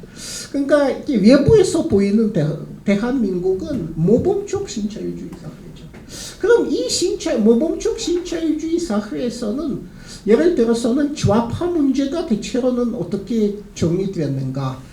제가 보기에는 외국인이나 예컨대 변역 거부자처럼 게토화 쪽으로 정리된 것 같습니다. 일단은 상인주의라는 게토가 만들어진 거죠. 그러니까 정의당한테는 어느 정도 몫을 리베랄들이 배정해주고, 그래서 그 틀 안에서는 상인주의자들이 그 몫을 챙기고 리베랄들하고 잘 협력해주면 리베랄들이 거기까지 봐주는 이제 그런 상황으로 정리가 될 것 같습니다. 대체로는 한국 신자유주의 대국 한국의 정치는 극우와 리베랄들이 양분하는 하는 것이고 지금은 상당히 안전적으로는 극우와 리베랄들 사이 교대 정권을 이제 10년씩 교대 집권하는 그런 안전 구도로 들어선 것 같습니다. 거기에서는 예를 들어서는 극우 안에서는 기독교 극우라든지 박정희주의 극우라든지 여러 가지 극우들이 존재하는 것처럼 리베랄 진영에는 그 진영이 이렇게 마저 붙어 있는 사민주의자들도 어느 정도 톨레란스 관련되는 겁니다. 그래서 광범위한 리베랄 진영의 하나의 작은 동네로 사민주의자적인 게토가 만들어진 거고요. 그 게토 안에서는 사민주의자들이 조금 선전할 여지를 갖고 있는 것 같습니다. 그러니까 지금 예를 들어서 20대 사이의 전의당은 지지율이 좀 10% 이상 이렇게 올라간다든가 이런 거 보면은 일단 사민주의자들이 그 게토 안에서는 조금 더 선장을 할 수는 있는데 선장하면 할수록 리베랄화 되는 경향이 또 있기 때문에 크게 봐서는 그 게토에서는 만약에 사민주의자들이 리베랄 자체를 위협할 정도로 선전한다면 아마도 그 국면에서는 리베랄화 되지 않을까 본인들도. 사실은 사민주의자와 리베랄 사이의 차이가 좀 상대적인 것 같기도 합니다. 한국에서는. 그러니까 일단은 사민주의자들이 리베랄 진영의 한 게토로 정리가 된 것 같고요. 급진 사회주의자들은 그저 국회 정치에서 배제는 되고 주류 정치에서 배제되는 그런 식으로 정리가 된 겁니다. 그리고 배제의 제일 큰 기제는 기본적으로는 언론의 침묵입니다. 누가 써주지 않으면 존재 자체를 알 수가 없는 거죠. 제가 그 노동당도 아니고 진보신당 시절에 그 노회찬이 아직은 진보신당 대표였던 시절에 한 번 노회찬 대표한테 여쭤봤는데 본인 말로는 여론조사하면은 한 50%의 한국민이 진보신당 뭔지 모른다고. 그러니까 언론들이 써주지 않으면 뭐 노회찬의 존재를 나가도 진보신당의 존재를 먹을 가능성이 크다는 거죠. 그러니까 그게 배제의 가장 중요한 도구 중에 하나가 아닌가 싶습니다. 나쁘게 쓰는 것보다는 아예 안 쓰는 걸로 하면은 되는 것이고 그 다음에 그 기반을 이야기하자면은 사민주의자들이 기반이 크게 봐서는 대기업 정규직 노조인 것 같고 그런데 대기업 정규직 노조는 조직화된 노동자들 같은 경우에는 물론 귀족이라니 뭐 이런 단어들은 절대 쓸 일이 없습니다만은 그들이 비교적 안정한 존재가 가능해지는 것은 불안노동이라는 만촌지대가 있기 때문에 가능해지기도 합니다. 그래서 그런 부분이 있고 해서 그들을 기반으로 하고 있는 이상 아무래도 사민주의자들이 급진화가 불가능할 것 같습니다. 사실은 많은 대기업에서는 정규직 노동자한테 한해서는 자녀들의 대학 등록금을 마련해 준다든가 그리고 사택을 준다든가 이런 사내 복지가 있지 않습니까? 그러니까 그런 것이 어느 정도 보장되어 있으면은 정규직 조직 노동자들한테는 무상의료, 무상교육 이런 것이 좀 무의미가 될 수 있는 거죠. 우리는 이미 있는데 굳이 근데 그런 상황에서는 사민주의자들도 그런 노조를 기반으로 하는 사민주의자들도 투쟁력이 조금 약화될 수밖에 없고요. 그래서 종합해서 말씀드리자면은 정규직 조직 노동을 기반으로 하는 사민주의적 네트워크가 마련이 되고 리베랄 진영에서 그리고는 급진 사회주의자들이 그냥 그 주류 사회 바깥 비주류 계통으로 몰려 있는 것 같고요. 그래서 저는 그래도 한 가지 고무적인 것은 그 비주류 급진 사회주의자들이 불안 노동자들을 상대해서 조직할 수만 있다면 이 상황을 어느 정도 뒤엎을 수도 있는 거 아닌가 싶은 것입니다. 한국은 핵심부 국가보다 훨씬 더 엄청난 불안노동 계층이 존재하기 때문입니다. 한국만큼 엄청난 불안노동 계층이 존재하는 산업화된 국가는 없습니다. 한국의 상황이 굉장히 특이한 거죠. 그러니까 한국은 지금도 비정규직 비율이 정부 통계로는 33%, 여전히 32%. 근데 노조는 또 다르게 계산을 해서 훨씬 더 높겠지 보고 있는 걸로 알고 있고요. 그런데 비교하자면은 노르웨이는 지금 5년째 우파 정권인데도 비정규직 비율이 똑같아요. 9%입니다. 그러니까 한국은 그냥 엄청 많다는 거죠. 대단히 많고. 그래서 그런데 아직까지는 급진 사회주의자들이 불안 노동자와의 확실한 조직적 연결에는 아직까지는 성공하지 못하고 있는 만큼은 계속해서 게토를 벗어나지 못하는 것 같은 뭐 대체로 그런 느낌입니다. 그래서 뭐 대체로 이제 외부에서 보이는 부분이 큰 그림에서는 그런 부분이죠.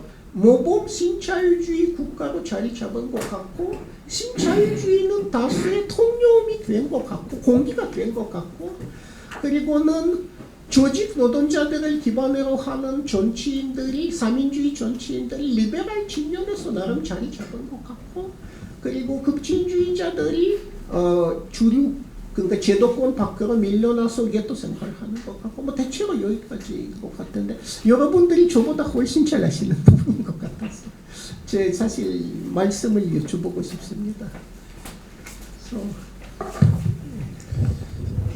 네. 외부에서 보고 계시다고 하시지만 아주 매우 정확하게 보고 계신 것 같습니다.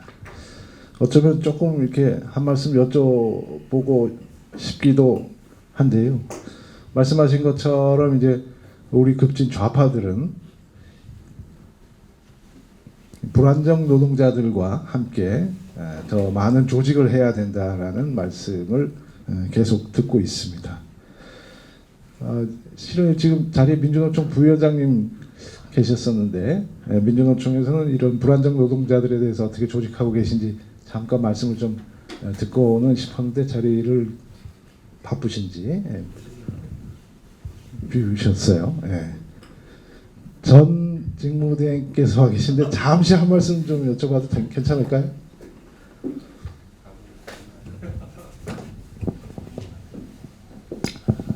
예, 모처럼 이렇게 좋은 강의를 듣게 돼서 고맙습니다.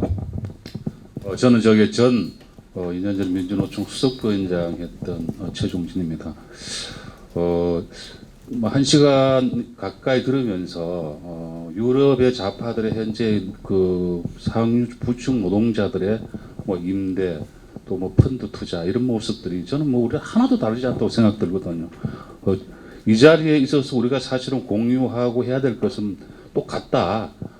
비록 노동시장 전체의 비정규 분포라든가 이런 부분들에서 경쟁의 차이는 있지만은 실제 다르지 않고, 근데 문제는 이제 이 자리에서 이를테면은 뭐 국제 연대라든가 노동자 계급의 연대라는 부분들이 그렇다고 좀 중심으로서 이렇게 주도하거나 이런 부분도 잘 보이지 않고 그런 답답한 속에서 어쨌든 한국은 4월 달에 이제 또 총선이란 정말 속상하기도 하고 답답하거든요. 이게 꼭 선거라는 부분들이 그나마 이제 그런 계급적 사고를 갖고 그런 고민을 가지고 주변에 현장에서 이 얘기를 하다 보면 부딪히고 오히려 고립되고 이게 솔직하게 현실적인 모습이거든요. 그런 부분들 때문에 그렇다면 뭐 우리 박노자 선생님이 아니더라도 노동당이나 또 우리 저보다 또 이렇게 많은 역량이 계신 분들은 또 어떻게 생각하고 있는지 이제 그런 얘기를 좀 듣고 싶습니다. 참고로 민주노총이 뭐 비정규 정규직화라는 부분들은 이미 오래전부터 그건 하나의 뭐 일상적인 구호처럼 이렇게 자리 잡고 있긴 한데 그것이 어떻든 뭐 수량적으로나 그때 성과가 있었다고 하면 이렇게 부분들 보면 물론 뭐 한마디로 규정하기는 쉽지 않다. 그리고 실제 이제 그렇게 현장의 부분들이 하는 것이 효율적이고 또 그런 있는 하나의 전술인가 좀 그런 부분에서도 저는 좀 부끄럽지만은 아직 그런 답을 못 하겠습니다. 예. 네, 감사합니다. 네, 아까 잠깐 손 드신 분 시간 관계상 짧게 좀 부탁드리겠습니다. 예. 일단 저 방도자 교수님을 뵈서요 너무나 반갑습니다. 제가 아주 좋아하는 그 책의 저자시거든요. 그리고 아까 조금 아까 말씀하신 그 바깥에 있어서 잘 모르신다고 하셨는데 방도자 교수님 책을 볼 때마다 저희 나라에서 늘 그게 공기라고 말씀하셨던 거를 제가 깨닫는 정말 이렇구나 계속 알았다가 다시 또 잊어버리고 알았다 이렇고 살고 있구나라고 느끼고 굉장히 많은 자극이 됩니다. 그런데 교수님 책 속에서 그 불란서 젊은이들이 생활형 좌파로서 행동하는 모습을 제가 읽었는데요. 제가 질문드리고 싶은 것은 저희 나라 젊은이들입니다. 우파화되고 그리고 저는 80년대에 대학을 다닌 사람으로서 이념화되지는 않았지만 그냥 그 학교 내에서 뛰는 그런 분위기 속에서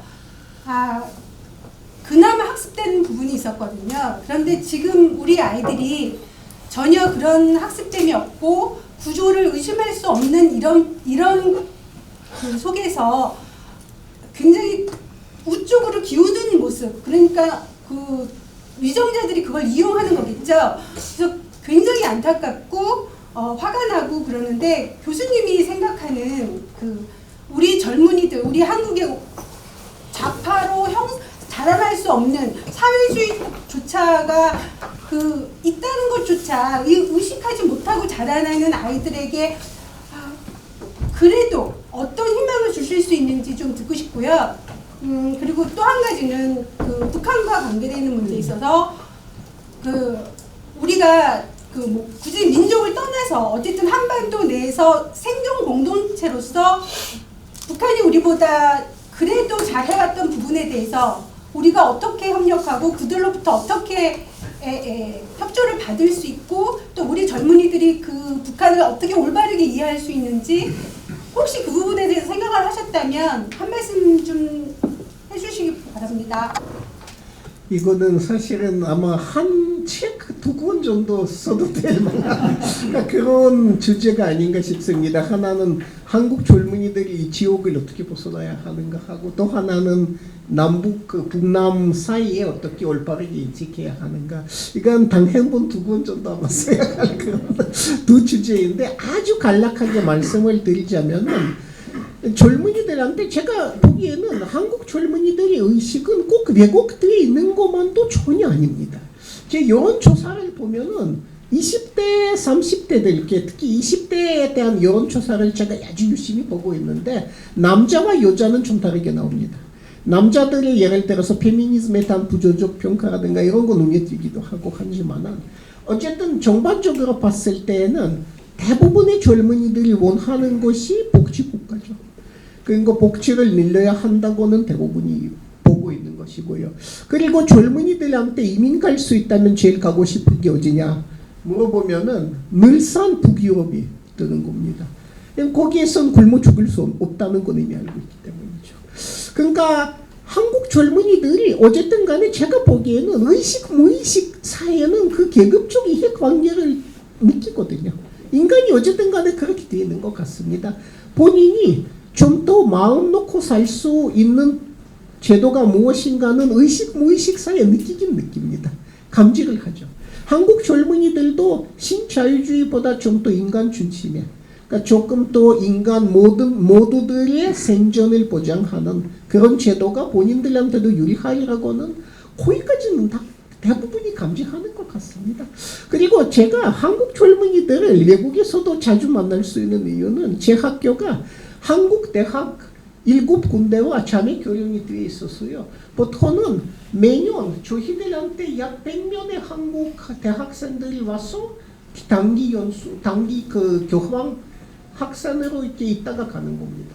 그래서 제가 20년 동안 오슬로에서 만난 한국 대학생은 한 1000명 가까이 이렇게 만나서 상담을 하고 이야기 들을 수는 있었는데 재미있는 것은요.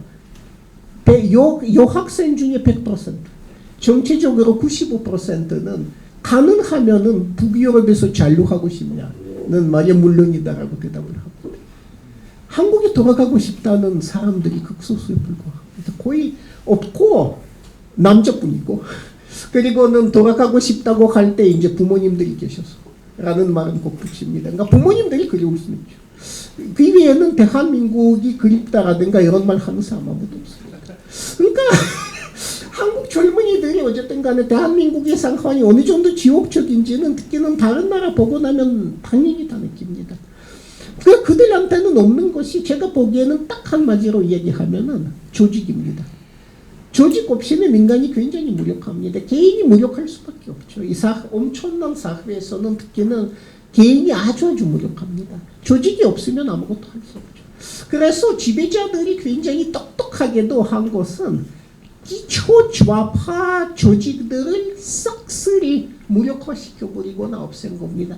지금은 리베랄들이 집권해도 종교조가 계속 법위의 노조로 남아있는 이유가 아주 간단합니다. 종교조는 유일하게 대중성이 있는 좌파 조직이기 때문이죠.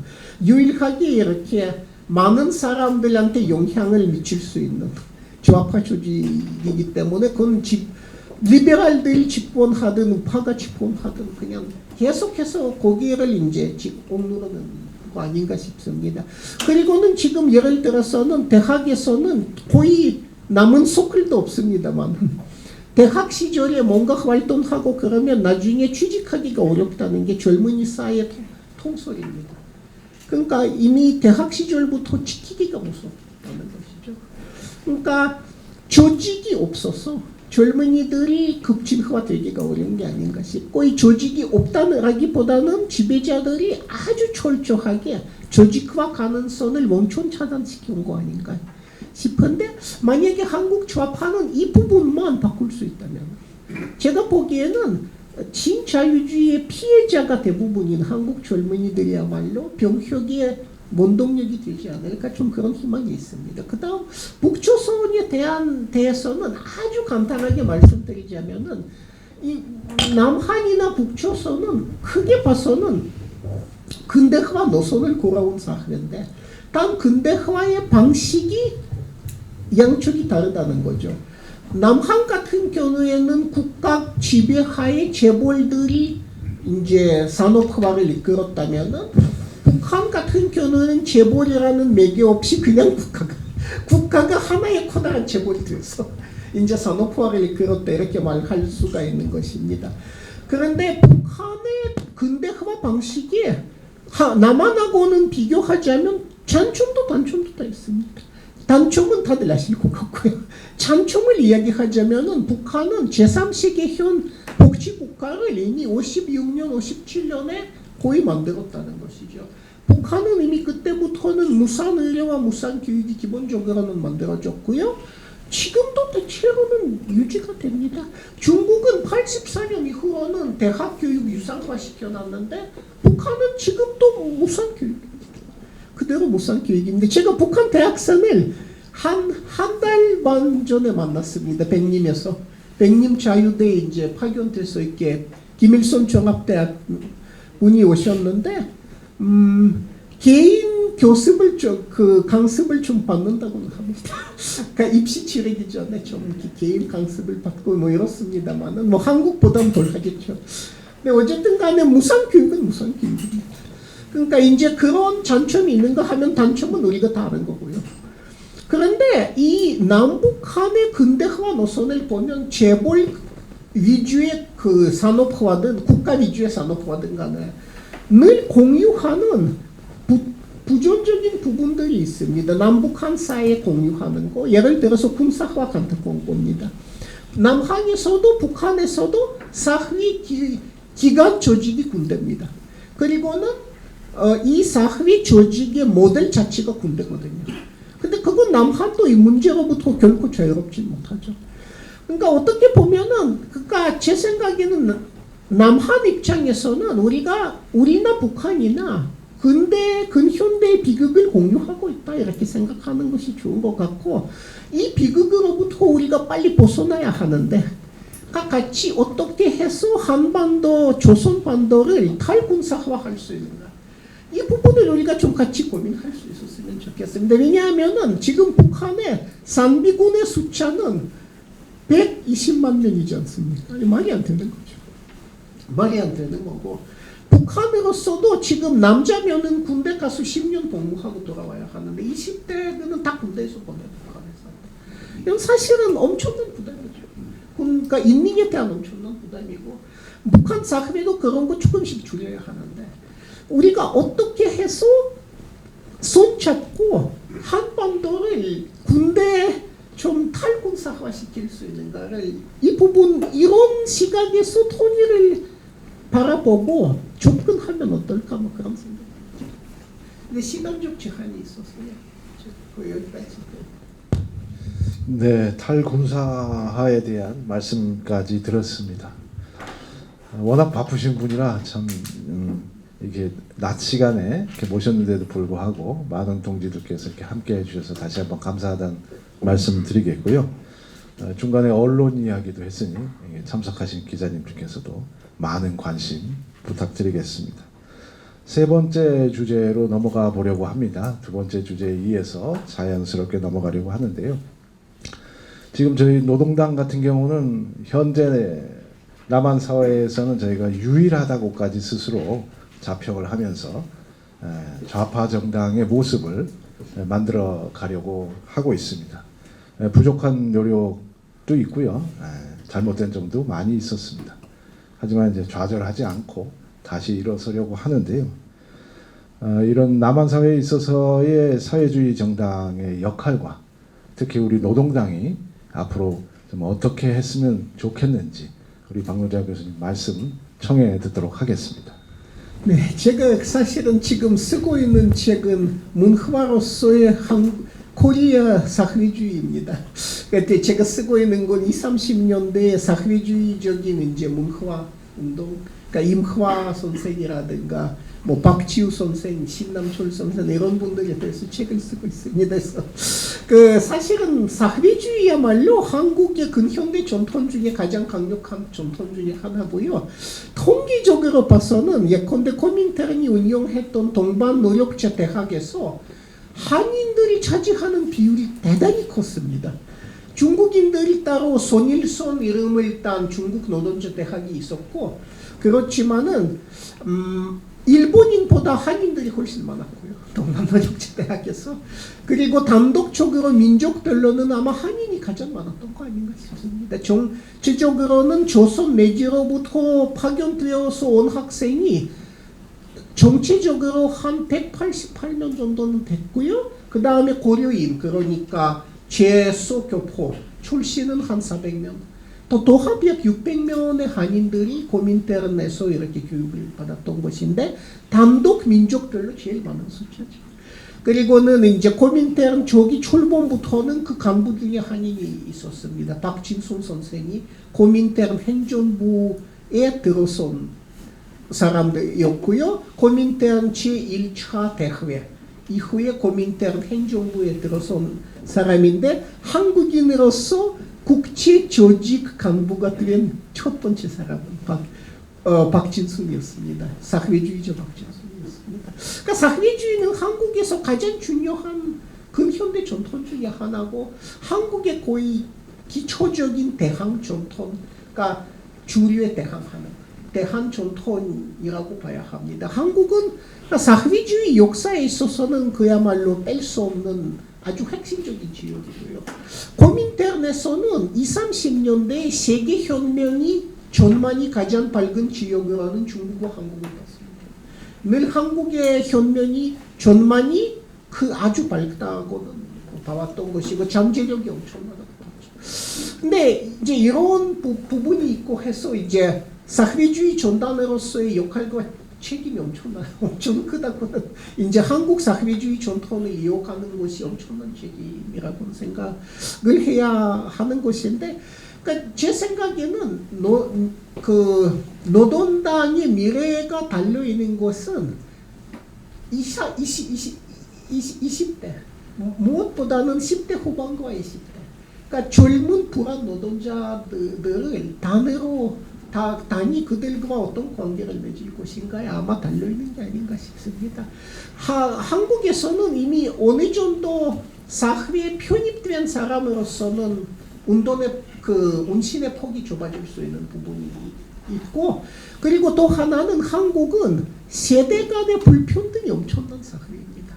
그거는 압축 근대화의 그 결과이기도 하죠.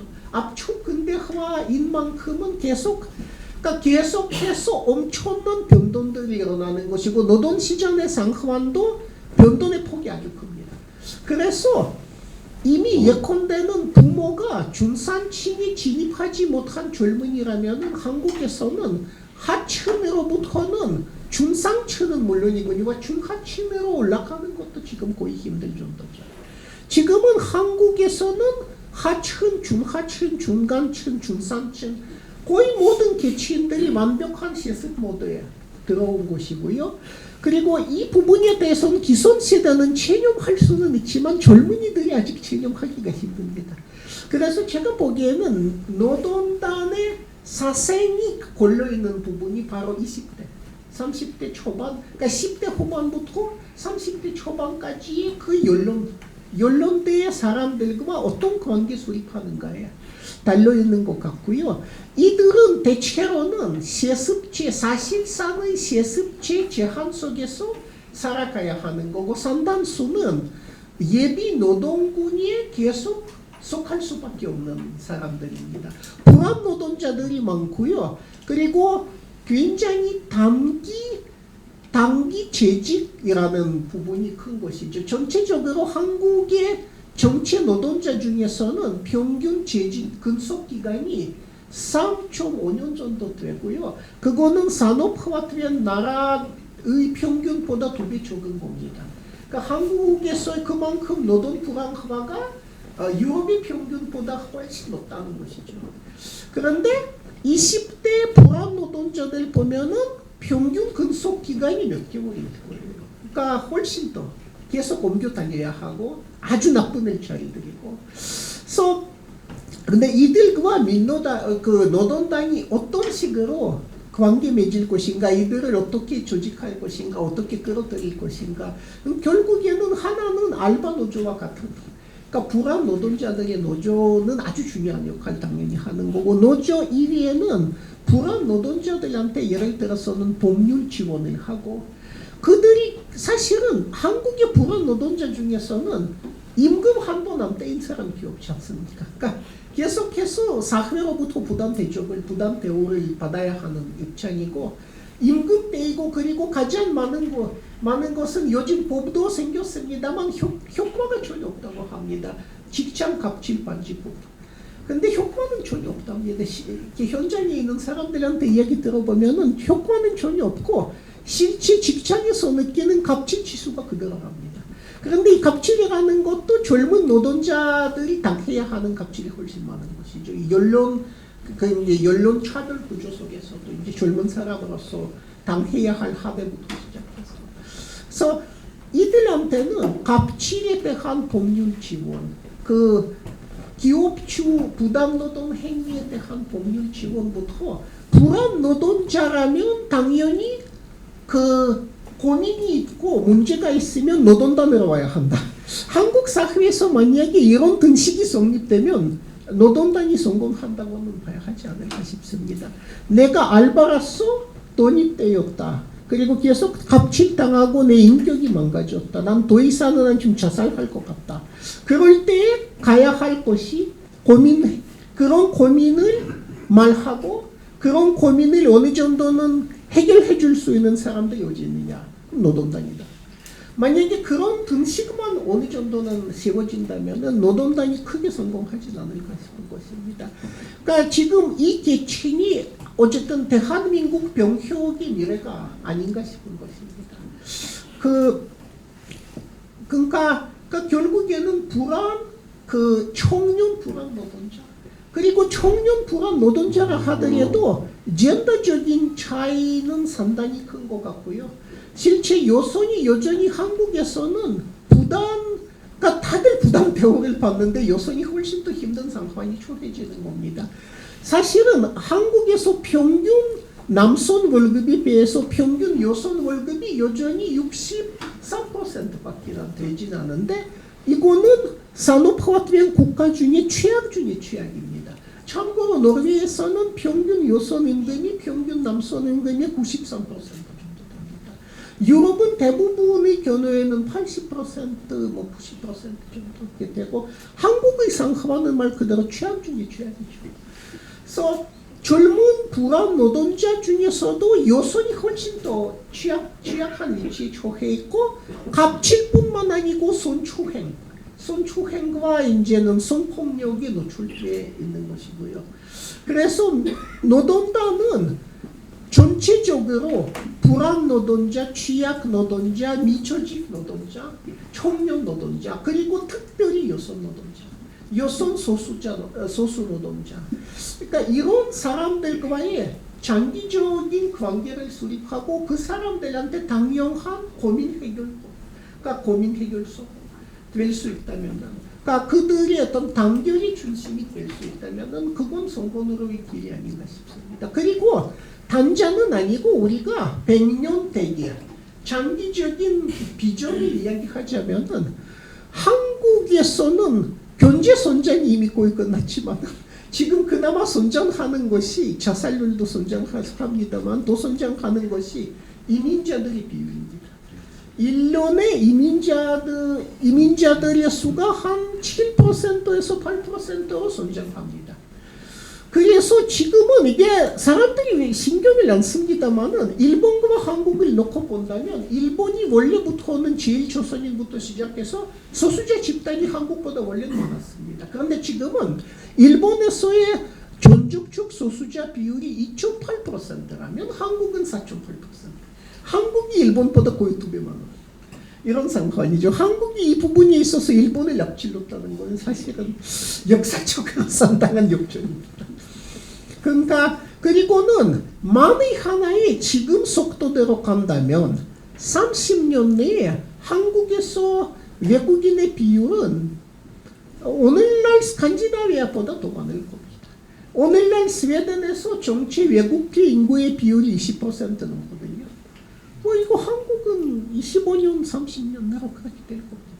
그리고는 지금은 인구학자들의 말로는 2060년쯤 되면은 한국 인구 중에서는 절반 정도 고령층이 될 텐데 뭐 이런 상황에서는 그리고 인구 감소는 지금은 자연 인구 감소는 이미 시작됐고요.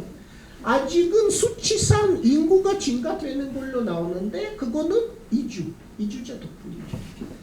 그래서 이런 상황에서는 한국이 결국 이민사회로 어쨌든 고통스럽게는 가고 있다고는 봐야 하고 그리고 그만큼은 지금은 배회주의, 지나포비아 문제도 계속해서 이제 중요하게 제기됩니다. 최근에 예를 들어서는 배민 그 일부 라이더들이 대림도내로 가자면 추가 요금 주라.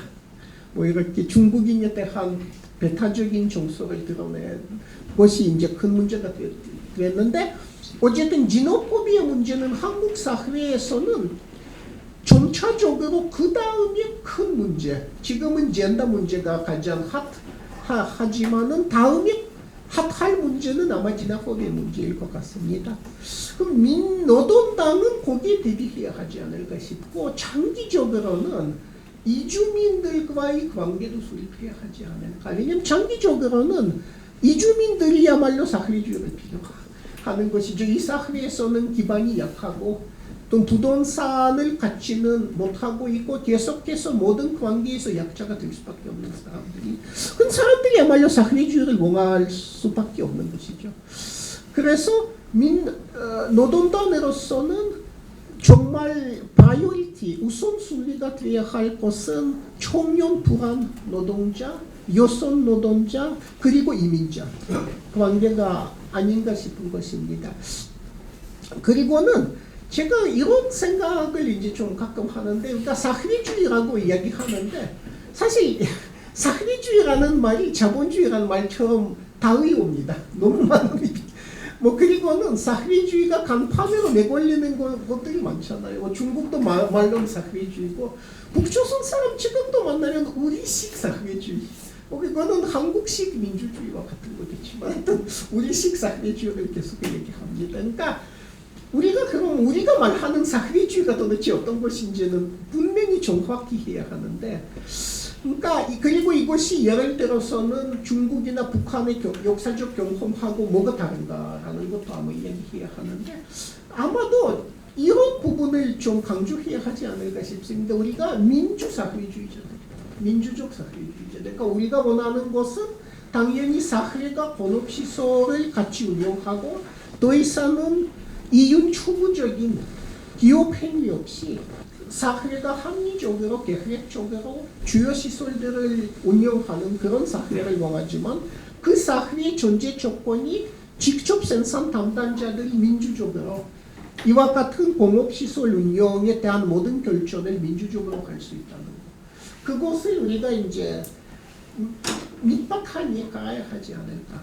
아무래도 이건 사회주의 민주성을 강조해야 이거는 오해를 피할 수 있지 않을까 싶은 것이고, 그리고 우리가 만약에 지향하는 게 젊은 층이라면은 젊은 층한테는 민주주의가 대단히 민주주의 필요성을 강력하게 느끼는 것 같기도 합니다. 왜냐하면 젊은이들이 한국에서 가장 고통을 받는 것이 불안노동 1위에는 사회에 만연한 권위주의죠. 그래서 적어도 사회주의는 탈권위적이라는 것을 분명히 해야 하지 않을까, 그런 생각을 하는 겁니다. 근데 이 부분에 대해서는 여기 계시는 분들이 실천하시고 계시는데 이제 말씀부터 여쭤보고 싶습니다. 어떻게 생각하시는지.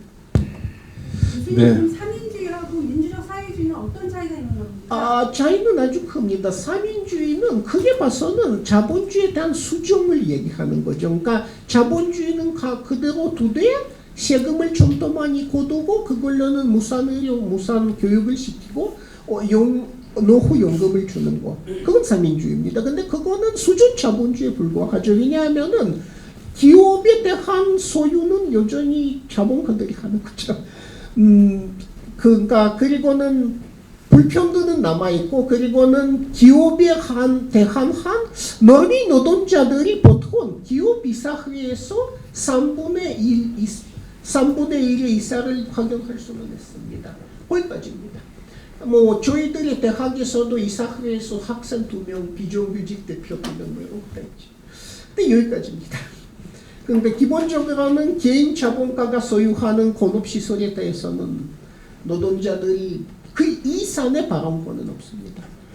그런데 제 생각하는 민주적 사회주의는 공업시설은 사회가 운영하고 단 그 사회 운영은 민주적이어야 한다. 그러니까 모두들이 모든 결정들을 휴대폰 투표라도 해서 민주적으로 같이 하는 뭐 이제 그런 것을 생각하는 겁니다. 그러니까 기본적으로 제일 큰 차이는 기업을 누가 소유하느냐죠. 사회가 소유하느냐, 개인이 소유하느냐, 이 차이입니다.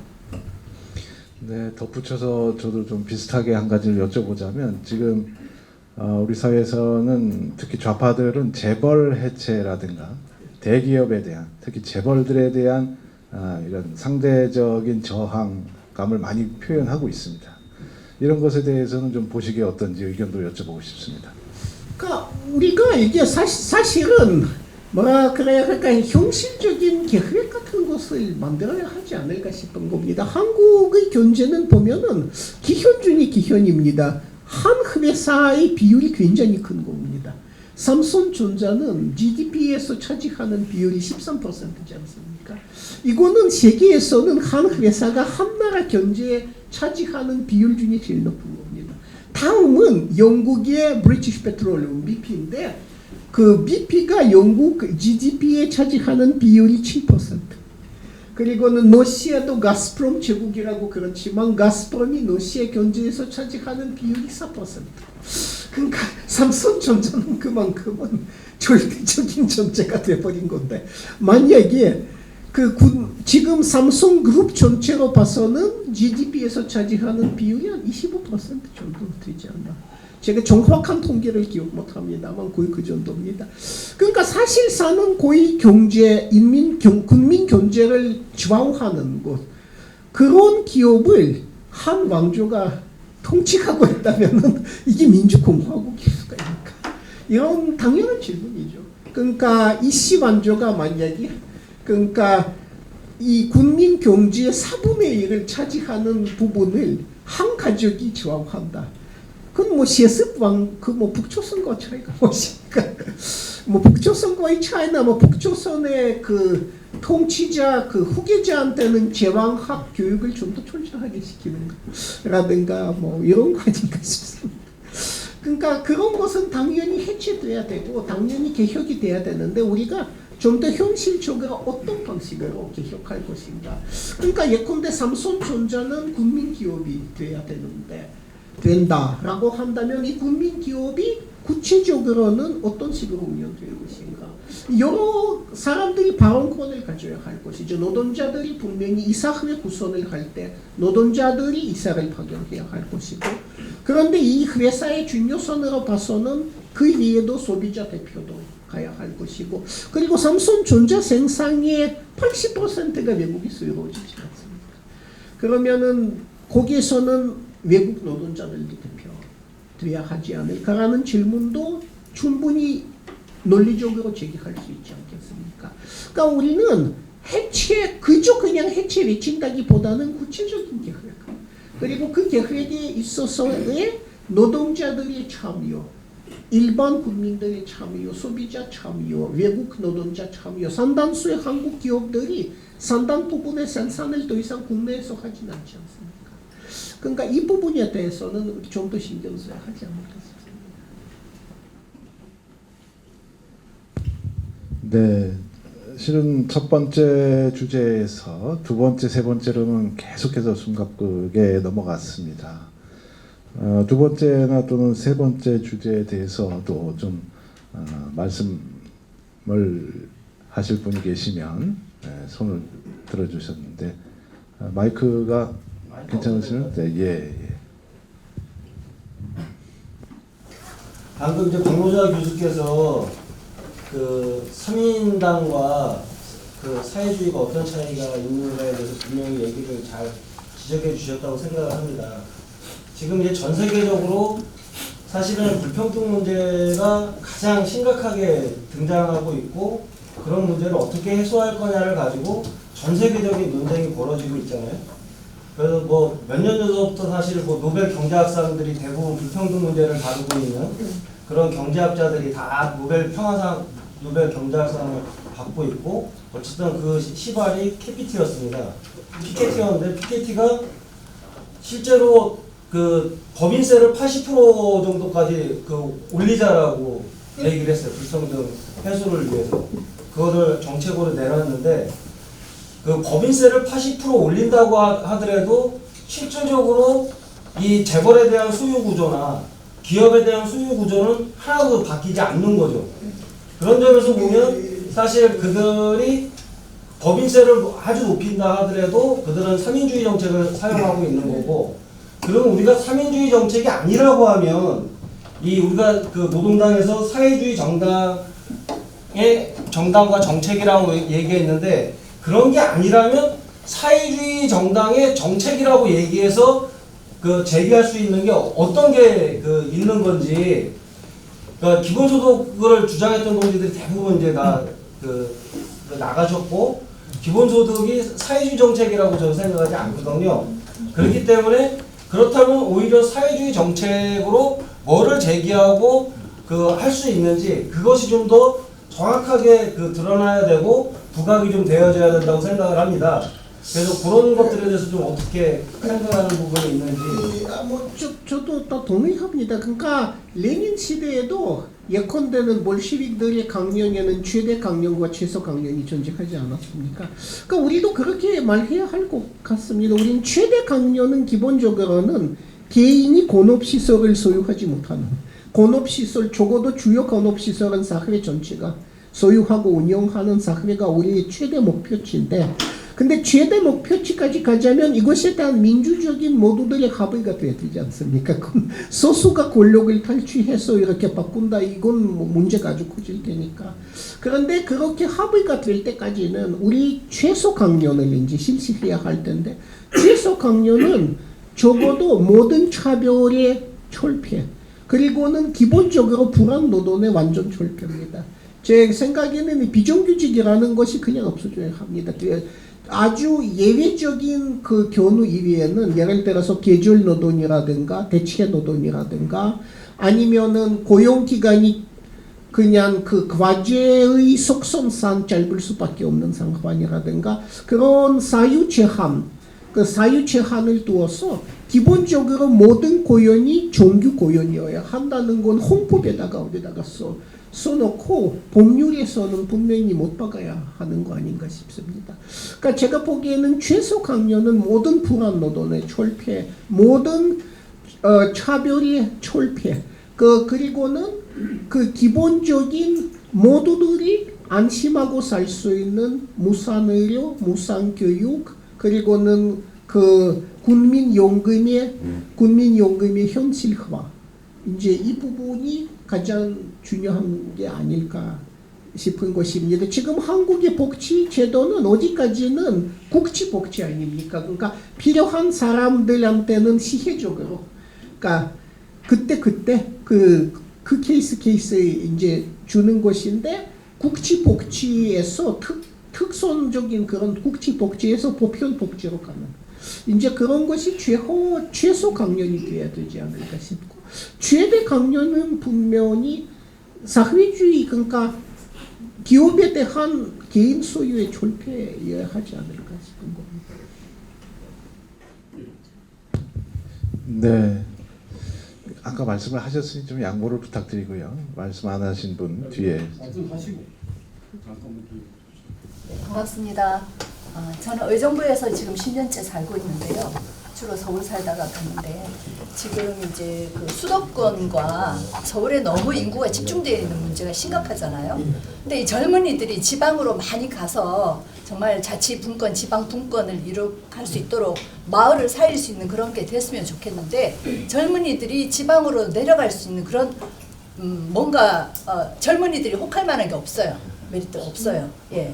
그래서 이제 스페인의 마르넬리다 같은 이런 도시를 보면 물론 이렇게 투쟁을 했더라고요. 거저 주어진 게 아니고 주민들이 땅을 많이 가진 사람들 그 땅을 시와 이제 협의를 하고 해서 투쟁을 통해서 그 땅을 이제 주민들이 운영을 할 수 있도록 하고 마을 기업도 만들고 이런 사례들을 봤거든요. 뭐 스위스라든지 여러 군데에서 이제 직접 민주주의도 하는데 제가 또 직접 민주주의 뉴스 활동도 하다 보니까 이런저런 나라들 공부를 했습니다. 북유럽도 그렇고. 근데 이 마을마다 공동체가 이루어지고 마을 주민들이 직접 마을 기금을 활용할 수 있는 그러니까 지방 분권도 이루어져야 되고. 근데 이 문재인 대통령이 그런 걸 공약으로 했잖아요. 지방 분권. 근데 아직 멀고 아직 제대로 되지가 않고 지금 또 아까 무상 의료, 무상 교육을 말씀하셨는데 가장 심각한 게 젊은 사람들은 주거예요. 집 문제, 부동산 문제. 우리나라가 이렇게까지 심각하게 된 게 이 기업들이 아까 주도했다고 말씀하셨잖아요. 근대화를. 이 기업들이 왜 그렇게 빈부격차가 심하게 됐는지 그거를 이제 주도하다시피 했지 않습니까? 그 마르넬리다도 보니까 동일 임금이더라고요. 누구나 다 똑같이 6시간 일하면 6만 원을 가져가는 거예요. 그리고 거의 마을의 모든 운동기구라든지 뭐 의료 이런 걸 다 무상으로 쓰다시피 아주 조그마한 돈만 내면 사용할 수 있게 그렇게 돼 있고 그런 게 아주 잘 돼 있는 거 보니까 너무 부러웠고요. 우리나라 기업가들은 왜 그렇게 탐욕이 욕심이 심한지 임금이 너무 몇십억, 몇백억 그 돈 도대체 뭐 할 건지 임금 상한제를 노동당이 앞장서서 그거 하나만 해결해 주셔도 동일 임금, 동일 노동 이거 하나만 노동당이 해주셔도 큰 역할을 하시는 거고요.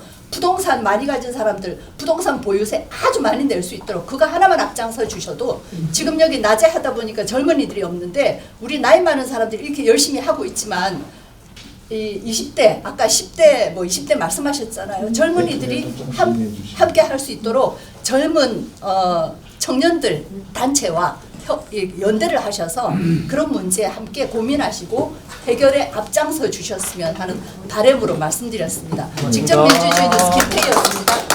네, 의견 발언을 주신 것 같고요. 그래서 어쩌면 끝으로 질문이 될 수 있는데 말씀드리진 않았지만 좀 청해보고 싶습니다. 얼마 전에 토론회를 한번 하셨었죠. 청년 사회주의자 모임에 제가 성함을 기억 못해서 죄송한데 지금 여러 이야기들 중에 한 곳으로 모여지고 있는 것이 청년들에 대한 이야기입니다. 좀 한 말씀 부탁드리고 싶습니다. 네, 안녕하세요. 제가 소개드리겠습니다. 최근에 발족한 청년 사회주의자 모임 운영위원으로 있는 민현기라고 합니다. 반갑습니다. 저희 청년 사회주의자 모임에서는 방금 박노자 교수님께서 말씀 잘 해주신 것처럼 청년들이 이런 사회주의적인 문제들에 대해서 주체적으로 공감을 할 수가 있고 청년들 중심으로 그런 사회주의적 관점으로 청년 문제들을 잘 해결을 해보고자 하는 여러 사람들이 모여서 만들어진 지금 조직이고요. 저희 조직에서는 지금 최근에는 청년 요구한 토론회라고 해서 저희가 어떻게 해야지 사회주의 관점으로 여러 문제들을 해결할 수 있을까라는 주제를 가지고 토론회를 했고 거기서 저희가 얘기를 했던 것은 기본적으로 청년 문제가 지금 심각한 것들이 주거 문제 그리고 교육 문제 또 부채 문제 그리고 일자리 문제 이런 것들이 있다고 판단을 해서 저희가 얘기를 한 것이 부채 탕감, 그러니까 청년들이 겪고 있는 교육이라든가 아니면 생활비 등록금 이런 문제들에 대한 전부 다 부채 탕감 그리고 기숙사비 포함한 전면 무상교육 그리고 주거 문제에 대해서는 다주택자들의 주택을 몰수를 해가지고 공공임대주택으로 공유를 하는 것 그리고 토지 국유화 그리고 또 일자리 문제에 대해서는 비정규직들 정규직으로 하는 것과 그리고 여러 공공부문들 뭐 특히 생태 뭐 아니면은 교육 의료, 복지 부분, 보육 부분들 같은 부분들에 있어서 여러 가지 공공부문 일자리를 늘리는 이야기들 이런 것들을 얘기를 했습니다. 그래가지고 저희도 그런 식으로 해서 청년들이 지금 문제 사회주의 같은 우리가 사회주의로 나아가기 위한 핵심적인 사람들이라고 생각하고 그런 이야기를 하기 위해서 많이 노력을 하고 있습니다. 그래서 말씀하실 기회 주셔서 감사합니다. 네, 대단히 감사합니다. 워낙 바쁘신 분을 모시다 보니 시간에 제한이 있어서 끝나시고 가는 길에 또 하실 말씀을 하셨으면 좋겠고요. 오늘 시간 내내 사실은 좀 우리 사회의 모순점과 잘못된 점만 이야기해서 마음이 좀 많이 무거워지기도 했습니다. 마무리를 하는 말씀으로 좀 박노자 교수님께서 지금까지 하셨던 이야기를 종합적으로 그리고 또 조금 더 한 말씀 하고 싶은 이야기가 있다면 마무리 말씀 좀 짧게 좀 부탁드려도 될까요? 네. 우리 박노자 당원 얘기 잘 들었습니다. 국내를 아우르는 그런 해석과 판단을 하고 계시는데 뭐 국내 사회주의 그러니까 사회 양극화하고 세계 양극화가 있잖아요. 사회 양극화는 우리 국내 좌파들이 사회변혁을 놓고 대북 단결하면 된다 봅니다. 운동을 추진하면 된다 봐요. 그러면 세계 양극화를 어떻게 할 건가 이게 궁금은 남아 있는 거죠. 그러면 지금 세계 경제 포럼이 있지 않습니까? 자본주의를 계속 강화하겠다는 세계 경제 포럼이 있어요. 그러면 그 세계를 전체를 놓고 봤을 때 우리 세계 사회주의 포럼이라든가 세계 공산주의 포럼 필요한 게 아니냐 저는 그렇게 판단합니다. 그게 없이 어느 일국의 혁명 불가능하다고 봅니다. 그렇기 때문에 저는 이왕 이렇게 된 거 우리 박노자 교수님이 아주 전 세계를 시작했으니까 이게 세계 사회주의 포럼이나 세계 공산주의 포럼을 한번 제안해 보시면 어떨까 이렇게 말씀드립니다. 근데 이게 근데 사실은 그런 것이 정말 필요한 것 같습니다. 아주 필요한 것 같습니다. 왜냐하면은 지금 아까 말씀드린 것처럼 가난한 나라 사회주의자와 부유한 나라 사회주의자들이 거의 같이 말을 섞이진 않고 있고, 근데 이런 거는 공정한 구조가 절대 아니고 그렇게 해서 부유한 나라 사회주의자들이 정말 예컨대는 전 지구 양극화 문제 해결을 못하리라고 봐야 하는 것이죠. 제가 보기에는 어디까지는 부유한 나라들이 역사적으로 식민지 수탈부터 시작해서 역사적으로 저지른 데에 대한 보상을 말 그대로 금전적으로 주변부에 해야 함과 동시에 지금과 같은 교육 구조를 전 세계적으로 바꾸지 않은 이상, 그러니까 소위 자유무역 원칙을 포기하지 않은 이상은 그거는 불가능하지 않을까 싶은 거고, 또 하나는 부유한 나라들이 지대소득을 포기해야 합니다. 지대소득이라는 게 예를 들어서 소프트웨어에 대한 로열티 같은 겁니다. 그건 지대소득이죠. 그거는 그저 그러니까 제3세계의 한 해소라도는 그저 그냥 유통을 시켜야 하는 거고, 이 위에는 모든 제3세계 부채가 탕감돼야 되는 부분 같은 겁니다. 그건 아주 분명한 거고요. 그런 부분이 없다면은 전 세계가 사회주의로 당연히 갈 수가 없습니다. 양극화라는 것이 국내 양극화 이상으로 세계적 양극화가 지금 훨씬 심각한 겁니다. 근데 이제 정리 발언으로 가자면, 예, 이어서 정리 발언으로. 제가 이제 또 한국 사회를 그 노르웨이에서 그 강의하거든요. 강의하는데 강의하기 위해서는 온갖 통계를 계속 챙겨서 통계 갱신되는 것도 확인하고 국가 지식 그 사이트 있지 않습니까? 한국 통계청 사이트 계속 그 사이트에 가야 합니다. 그리고는 스타티스타나 뭐 이런 국제 그 통계학 사이트 통계 사이트 가야 되는데, 제가 늘 유심히 보는 통계 중에 하나는 자살률입니다. 왜냐하면 그 한 사회의 상황에 대해서 자살률이 말해주는 것이 너무나 많기 때문에. 그래서 놀라운 것이 전 세계적으로 자살률이 제일 높은 나라들 보면은 두 가지 범주가 있어요. 하나는 그 국가 사회주의, 그러니까 말하자면은 국가 주도의 그 견제랄까, 뭐 사회주의란 간판을 내걸었지만 어쨌든 그나마 비교적 평등했던 국가 주도의 그 견제 구조가 망한 나라들, 거기에 자살률이 한국보다 더 높습니다. 한국은 OECD 최악이라고는 우리가 이야기하고 있지만 사람은 OECD에서만 살진 않거든요. 그래서 OECD 바깥 세계까지 포함해서 말하자면 제일 높은 자살률은 리투아니아, 백로시아, 러시아, 카자흐스탄. 그 한국보다 거의 더 높습니다. 그리고 그 공통점이 무엇인가 하면은 아주 급격한 시장 자본화를 겪은 사회들이죠. 거긴 자살률이 아주 높고요. 그 다음에는 한국과 일본입니다. 그래도 한국은 일본보다 높고요.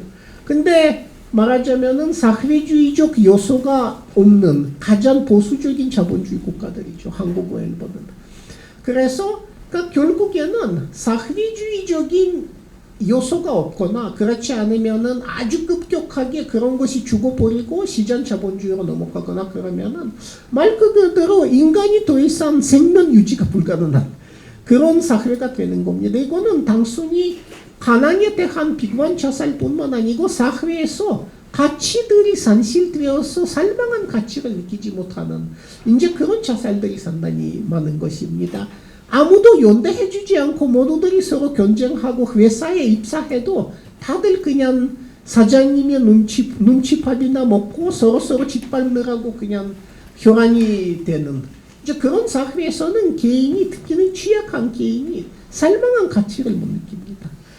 그리고 이제 제가 또 한 가지 통계를 유심히 보고 있는데 그 주류 보견, 그러니까 술 얼마나 많이 마시는가 나라마다의 주량인데 거기에서도 한국은 러시아만큼은 아니지만은 상당히 높은 위치를 차지하고 있는 거죠. 결국에는 그렇게 인간이 살 수 없는 사회에서는 인간이 계속 살아남자면 여기에서는 마약 단속을 잘 하니까 마약은 못하고 술이나 아니면은 광신적인 종교라든가 이제 그런 걸로는 갈 수밖에 없는 구조입니다. 그러니까 사회주의라는 게 필요한 이유는 그런 게 없으면은 인간이 목숨 유지가 잘 안 되는 경우가 많고 사회주의적인 요소가 없는 사회일수록 사람의 생명 유지가 불가능하다는 거예요. 결국은 사회주의는 사람 살리는 방법 중에 하나가 아닌가 싶고 우리가